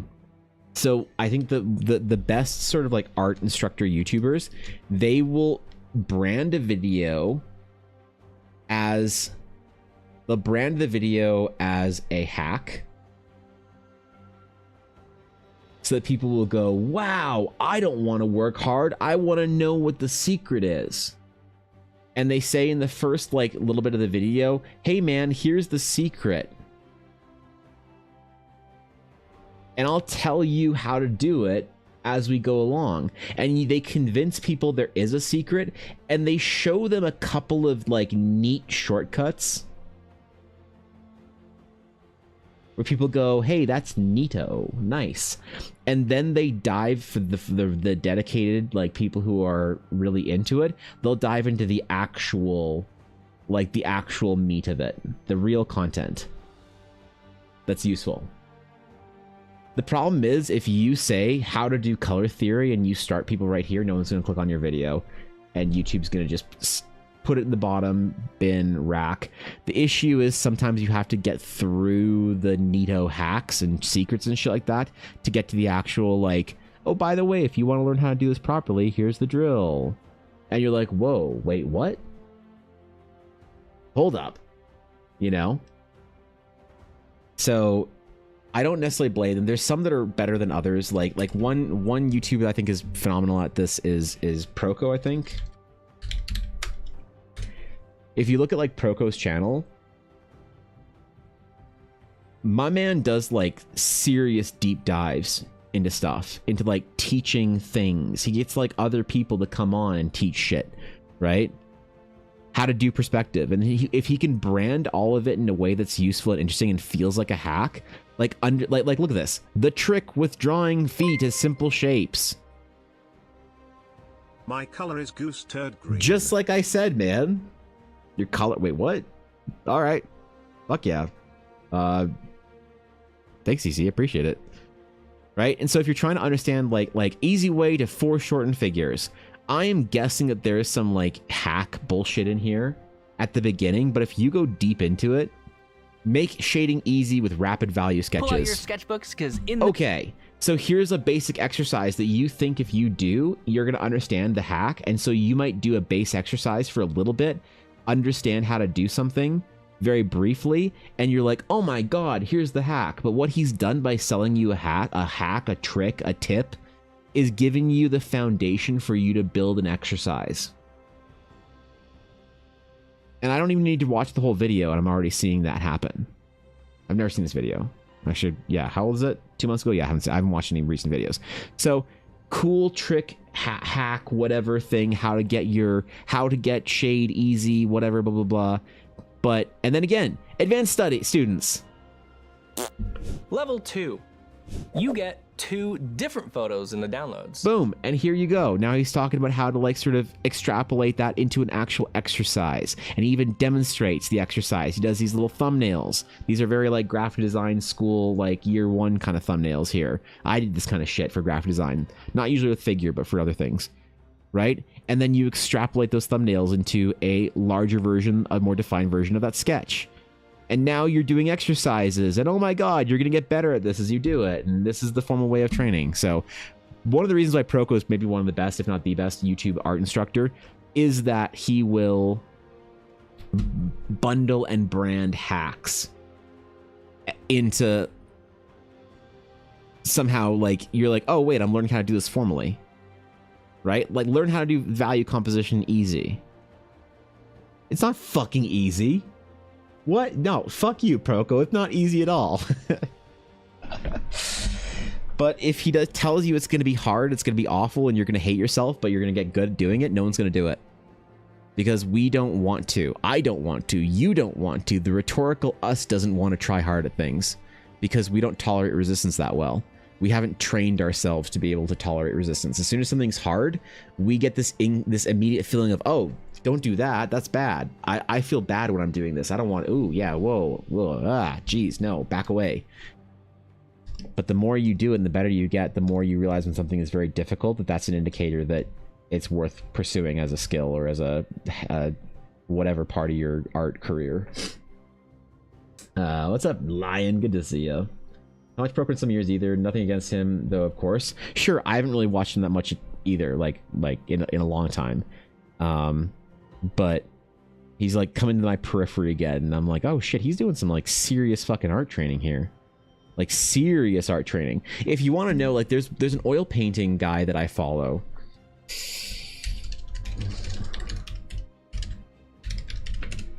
What's his name? Fuck. I really hope I can remember his name.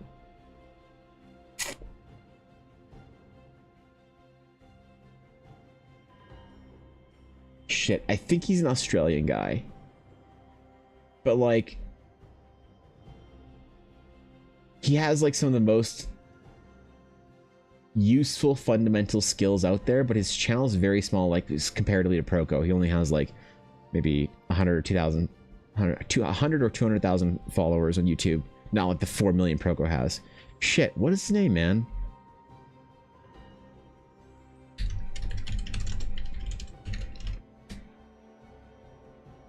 There's like 2 Australian dudes actually.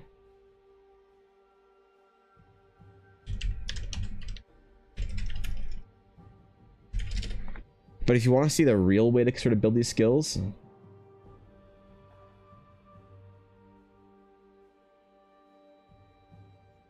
fuck, man. I wish I could find it for you guys.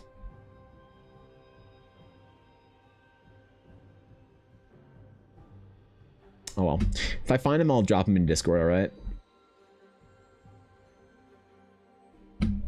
But anyway, the videos that focus on the true sort of like just base raw exercise skill of it are really tough to get through, and for good reason. They're really comprehensive, so whatever, man. My favorite painting backgrounds is James Julier. They're 40 minutes, they go really into detail, no cuts, they're painting so easy to follow. James Julier. Wait, what? For backgrounds specifically, like animation backgrounds? Or do you mean environments? Because I know a lot of people say, they use the B word when they mean the E word. It's like a new thing with like younger artists. James Julier, hold on, who's this? Because like actual backgrounds are very hard to do compared to like environments.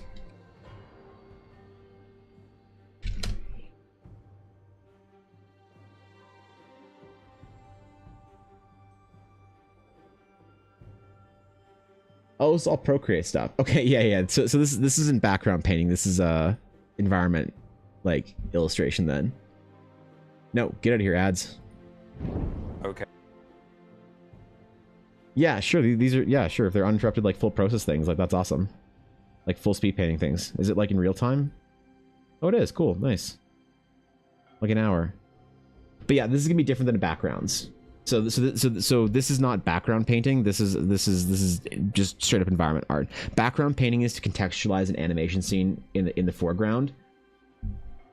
So a bit of a different skill set, but this is awesome. Yeah, if he's doing this fucking shit, like, sure, man. You know, let's go. Get in depth on it. Fucking crush it, yo. We're already watching. There's no need to lie. Oh yeah. Did you just say it's going to be hard and awful about classical painting stuff? Yes. Yeah. Yes. But it'll be fulfilling and you'll have fun then when you're doing it. But it will be awful. It will be hard. Of course it has to be hard. To be worth doing, it has to be hard. Has to be difficult, man. Has to suck. Because if it doesn't, then everyone does it, and then you doing it means that you are just meeting the status quo. You are embracing the mediocrity. But if you can learn how to tolerate that and have fun with it, then it becomes more tolerable. And then the hard, awful parts of learning how to do it become awesome. And you get a lot of satisfaction out of it. Embrace the suck, more or less. More or less, DC. That's your motto? Okay. That's a good motto. Fuck, I don't even know. Okay. I'm still unsure if I want to do this as a full thing, or just like if I want to slice it off right here and just do it as a portrait. If I slice it there, is it good?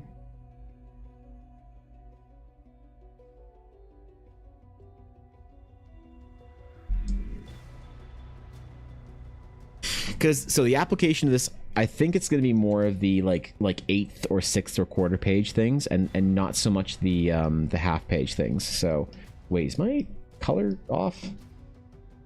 My color was off slightly. Oh no. We'll be all right. Dangerous words. I mean,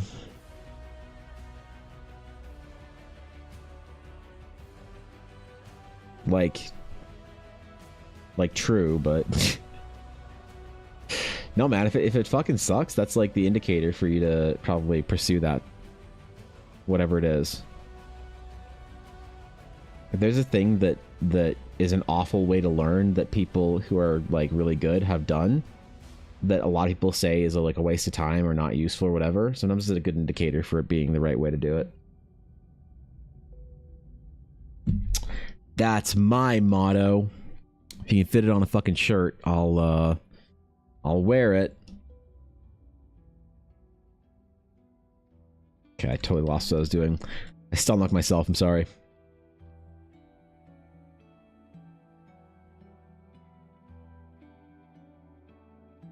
There we go. There we go. Alright, I'm back in it. Never mind. False alarm. Remember what the fuck we were doing?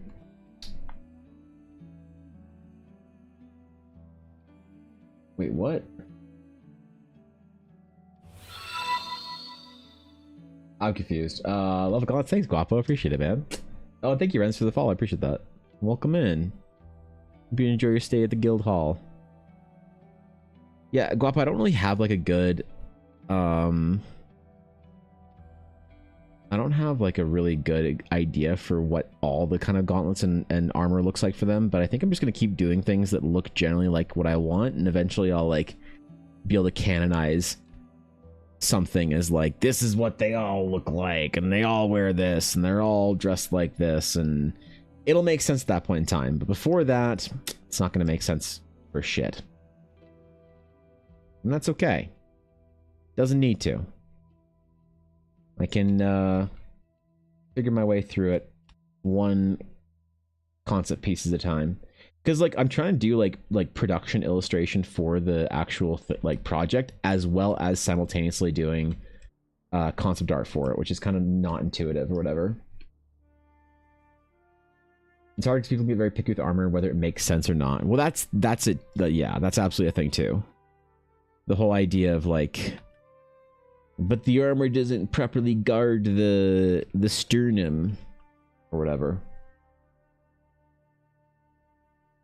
It's like, if HEMA nerds can be like, oh, that's neat, good enough for me. I don't need them to like it. I don't need them to approve of it entirely. I need the HEMA nerds to say, okay, yeah, okay, cool. And if like a couple of the HEMA nerds are like, bro, this is so unrealistic and trash, I don't like anything about this. Shit tier art, awful idea, never works, uninspired fantasy dribble. That's fine if like 10% of the HEMA nerds say that. That's perfectly acceptable, like, casualties in the HEMA community for me. As far as people that would like this stuff. Can I delete my full sketch, I think? I can. Oh boy.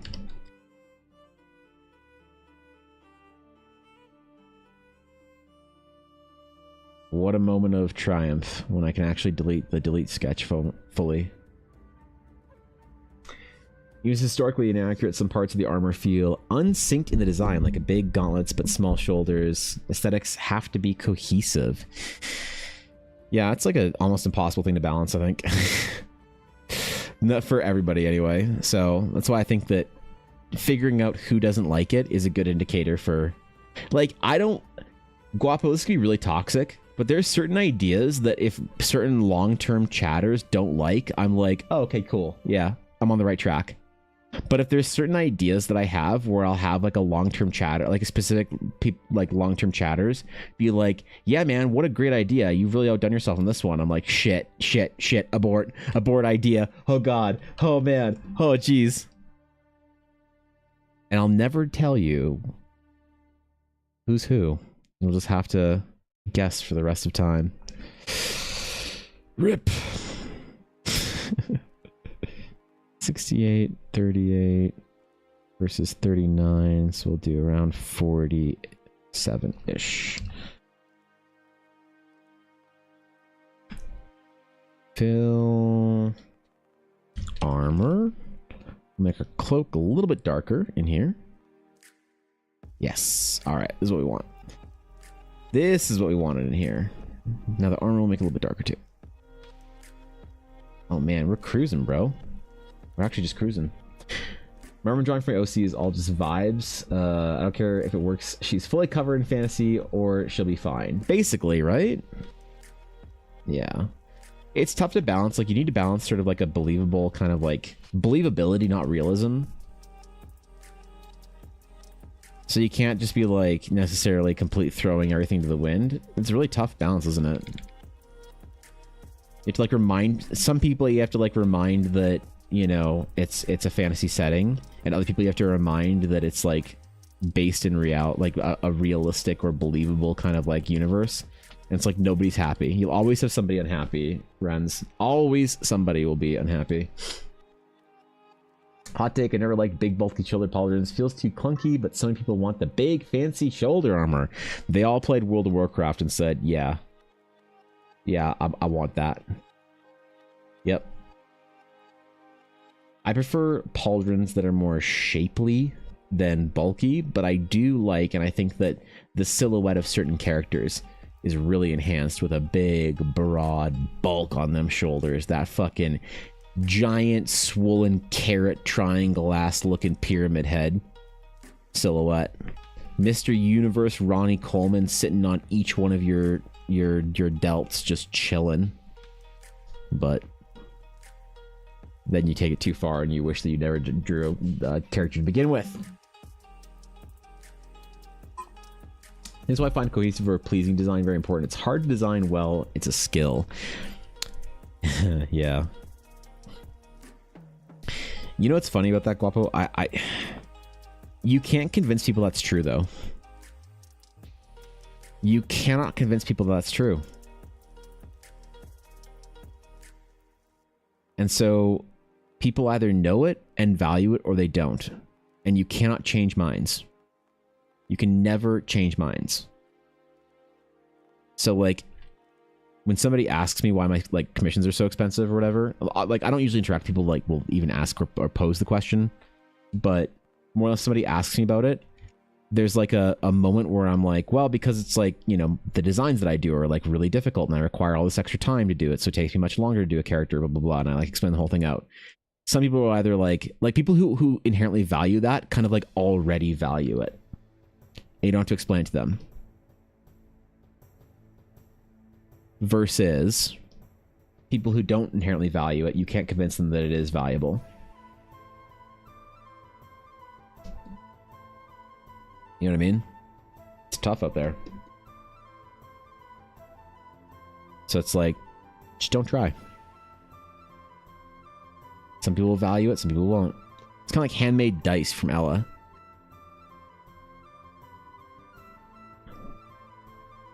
People either value it and whatever, or they don't, and their daughter steals a keychain from me.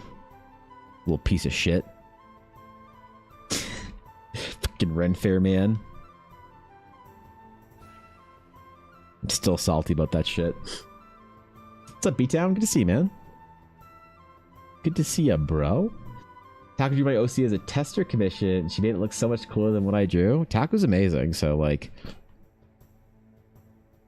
The thing is, Taco is, she's pretty cracked, actually. I'm a fan, alright?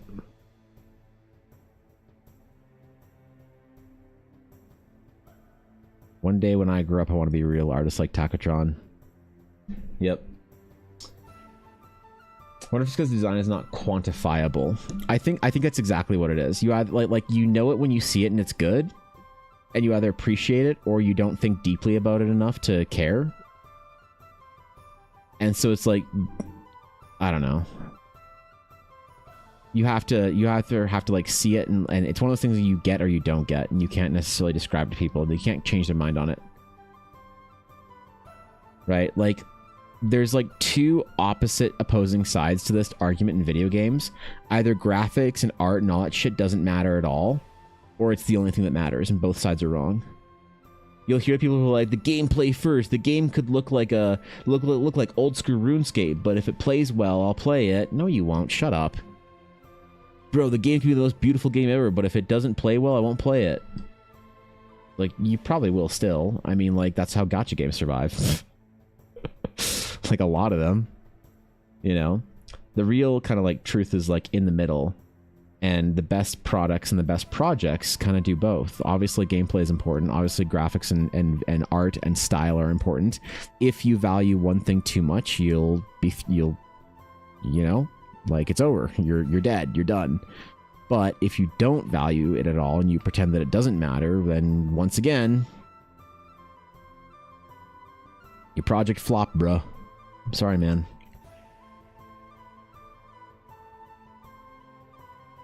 I didn't want to do it to you like this. It's very difficult. You either get it or you don't.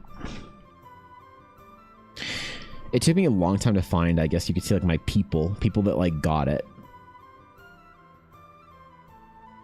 You know, for, like, commissions and work and stuff. But you get there eventually. I think I need to make his eyes, like, kind of darker and a little more broody. Let me try this on a new layer, alright? Put him a little bit heavier shadow, maybe make them a little darker. Feel like there's more like a weight on their shoulders. I want the astronauts to almost feel like darker and almost corrupted. Basically, like the weight of their magic and the weight of their power weighs very heavily on them. So they're stoic, they're resolved, they're strong, but also they're definitely like, they have this kind of like, they have this sense of like, I don't know, an exhaustion, a darkness to them or something like that. I know talented artists that still play RuneScape, very talented artists. What does that have to do with what I said? I didn't say. I never said that if you're an artist that you couldn't like a game with shit graphics. I didn't say anything even close to that. I don't care what kind of MMOs you play. You play whatever kind of MMO you want, man. I play ASCII graphics games, but it's better than having gameplay that won't be possible to pull off otherwise. Sure, yeah. You know, it's kind of like, do I want to make a video game that's mediocre, or do I want to make a D&D like adventure that's like more complete? Obviously still mediocre, but more complete with like the art and everything. Does it feel like a kitchen sink world like WotC's lore? Wait, what do you mean by that? I don't know. I'm too dumb to know what that expression means in this context.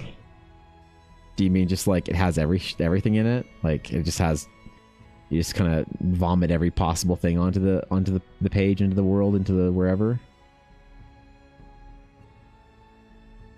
It might be too brain mush, too late in the stream to know what you were talking about.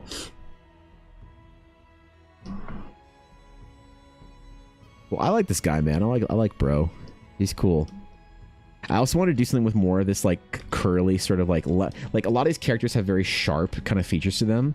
So their hair is going to be very sharp. It's going to be very like, you know, kind of like cut. And if they have longer hair, it's like kind of looser and a lot of these kind of shapes. But I want to give a character with a bit of contrast in there on this guy. With that kind of like weird flamboyant kind of hairstyle. I think that fits here. Confused comment, the kitchen sink world is one that has everything so players can do whatever they want, not connected to your art. Right, exactly. Yeah.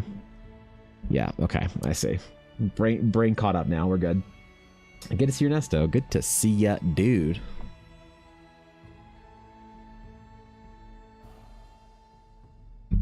So, okay. So for the actual... The actual application in the book. I wonder... You know what I'm going to do? I'm probably going to just merge this entire thing together. Merge group. And then I can kind of like delete and clear and purge and kill any, like if I want to like sort of make it fit into the book, I can kind of like use this brush to kind of erase out all the hard lines.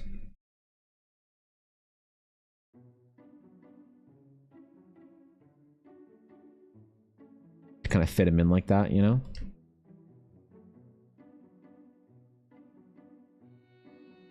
Something along those lines. That could work. And then I can just fit him wherever I want to get. Cool. All right. This piece. I don't know if it's done, but I'm going to sign it so I don't forget. Because I keep forgetting to do that. All these pieces have to have 10 out of 10 signatures, all right? I can't mess up a signature on one of them. Otherwise, what am I doing with my life, right? Holy. Okay, I have to go check on Puppy again. She is not doing well today. While Ella's out, I have to go check on her a bunch. Make sure she's okay, so. Save that. All right. Be good. No revolts, no uprisings, no usurpations, no overthrowing the crown, no punishing me for my condescending dismissal of the hunger of the people, implying they should just, in fact, eat cake instead of bread. Hear me?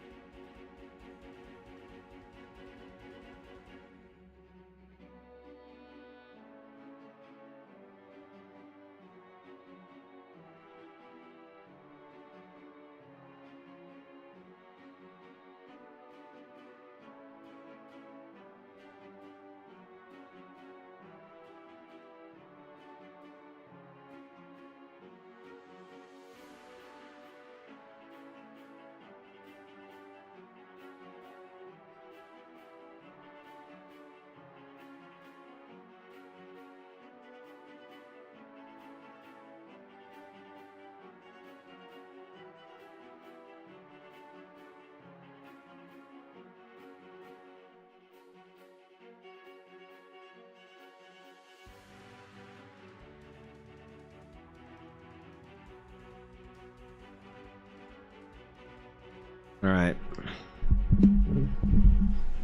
Alright. She's pretty sad, I'll admit. I went downstairs to check on her. She's not doing so hot, man. Pretty tired. Oh god, the whimpers are killing me. She's still in pain. I don't know, I didn't look at the sting though. Stung her right on the inside of her leg. It's still swollen. Fuck, man. The Benadryl is also making her so tired. She's just infinitely sleepy. I'm gonna give her a little bit of love here for a minute because I feel bad. Came downstairs and she looked at me, just like whimpered a little bit. God, man. I didn't think that wasps and shit like that like stung dogs, you know? Thought you had to like make a wasp mad and just like walk up or fucking buzz in and sting your shit up. I haven't been stung by a wasp or anything like that in fucking decades. Poor Una, man. Didn't deserve this shit. I'll just give her a minute here. You're okay, puppy. You're okay. You tired as fuck? Because you got that good shit in you?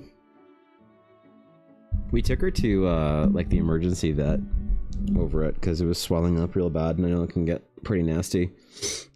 We called her vet, and we're like, hey, are you guys still whatever? It was like a couple minutes before they close. And they're like, no, sorry, whatever, what's the problem? I'm like, our dog got stung by a wasp. We're just wondering if a vet can take a look at her. Like, no, we can't, but you should definitely go to the emergency vet right now. We're like, why? Like, well, because some dogs can be allergic to that, and that's real fucking bad, and you should probably go to the emergency right now. And we're like, okay, cool. Hi, puppy. Yuna, you cost so much money for your healthcare. You know that, you piece of shit, right? Yuna, I could have bought a box of Magic the Gathering trading card games instead of fucking taking you to the vet yesterday. Think about all the stuff. I have to open an extra coffee commission and because of you little piece of shit. Good girl. That's right. My piece of shit. Why is she falling asleep, man? Her eyes are getting heavy. She's staring at me. Oh no. Give you an extra pat for us? Yeah, I got you, Selesian. She'll be alright. She's just tired. She's literally falling asleep right now. I don't know if you can see her eyes, but they're getting awfully heavy.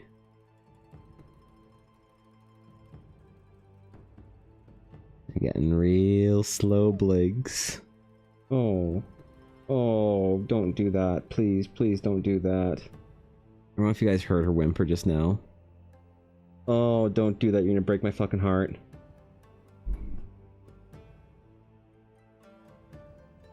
Oh, don't do that shit. Don't be crying right now. I'm so sorry, puppy. She, like, can't sit. You heard it? Oh, man. It's heartbreaking, bro. It must still just, like, burn or whatever. I don't know. When you get stung by a wasp, does that shit hurt the next day?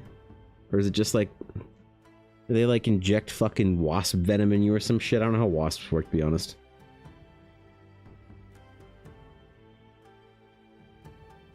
It must still be burning. They took a look at it there, and they said that she was fine to go home. That, you know... It would swell up pretty bad today and whatever, and it has. It's gotten better than I think it was this morning. The whole area around the inside of her leg is still really red, and she's just... It just itches, or it hurts for a bit? Really? So there's gotta be something then, right? Like, if it itches or stings or whatever, there's gotta be something that's getting into you. It's not just like you're being poked with a little fucking bug needle. There's gotta be some kind of... I don't know, wasp ass venom or something. Something. You alright, puppy? What's probably got to be really weird for her is she has no idea who I'm talking to. She thinks that we're just alone in this room and I'm just talking to her or some shit.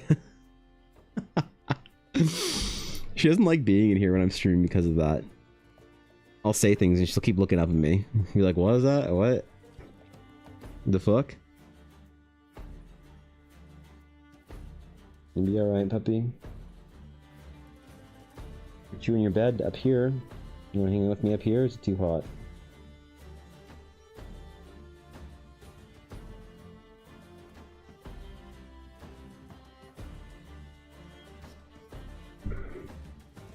Dude, she's so sleepy, man. She's just not. You comfy? She's just not with it, bro. There's not much activity happening in this brain right now. Oh, yeah, you heard something. You heard some shit. Yuna, what'd you hear? Did you hear a bear outside? Or an elk? Did you hear a deer? Or did you hear another fucking wolf? Cause that sucked. Alright, I put you down, puppy. You go find somewhere to be comfortable, alright? I'm not gonna go put you in your bed in case you really want to go downstairs. Alright. Alright. Here. Here. Or you will.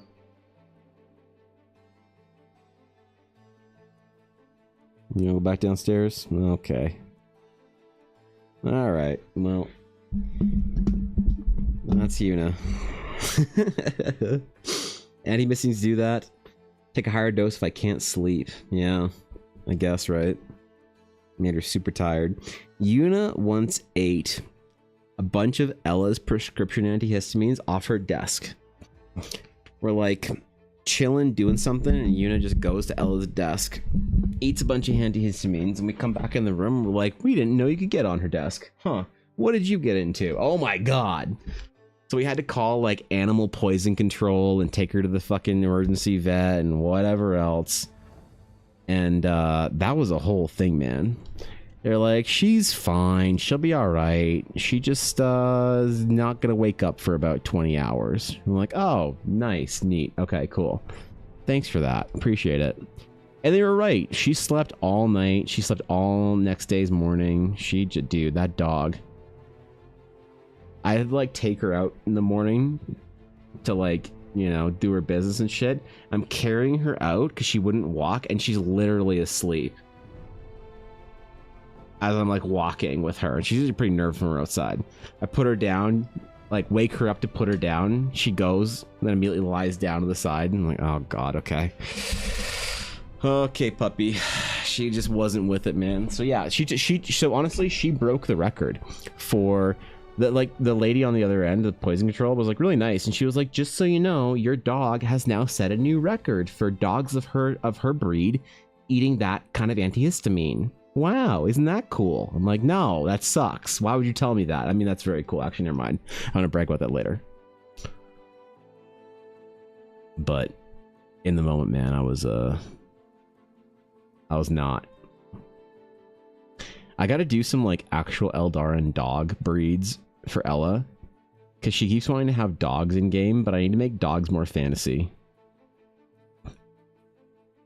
Not with like wings and shooting fire and shit, but just like a fantastical kind of dog breed that doesn't exist IRL. I need to do stuff like that for Ella for the game.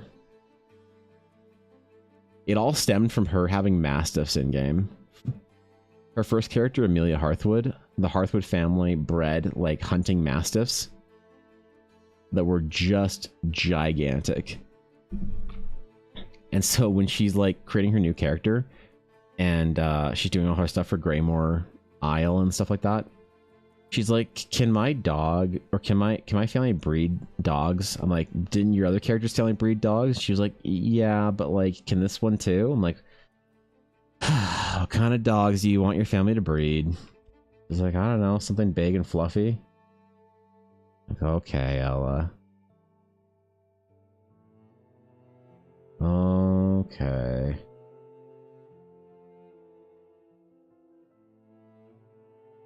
We're gonna give him a sneer, alright?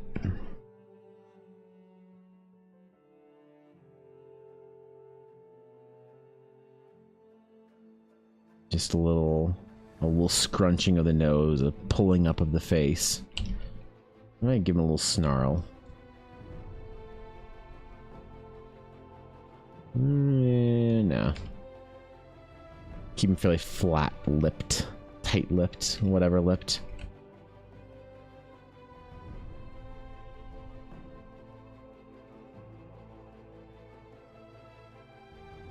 Make them all dark and broody. What if I colored this shit? No, never mind. Never mind. Bad Evan. Bad Evan. No, we don't do that here. Nope. Nope. I need to keep the project in scope. I can't just start painting shit because I want to. Oh god. The temptation. Oh, she's just sitting there staring at me. Puppy. You're just sitting at the door staring at me. She needs to go out. Maybe I'll go take care of her. Alright, whatever. I think we're done with this piece. I think he's basically done. He's more or less all finished. I'm gonna give him a beard if that would, like some stubble. That would help him.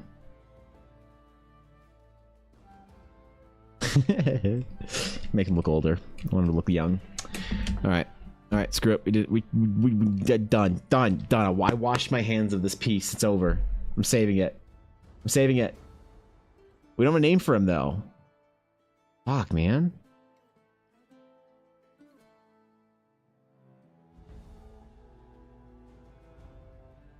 I don't have a name for him.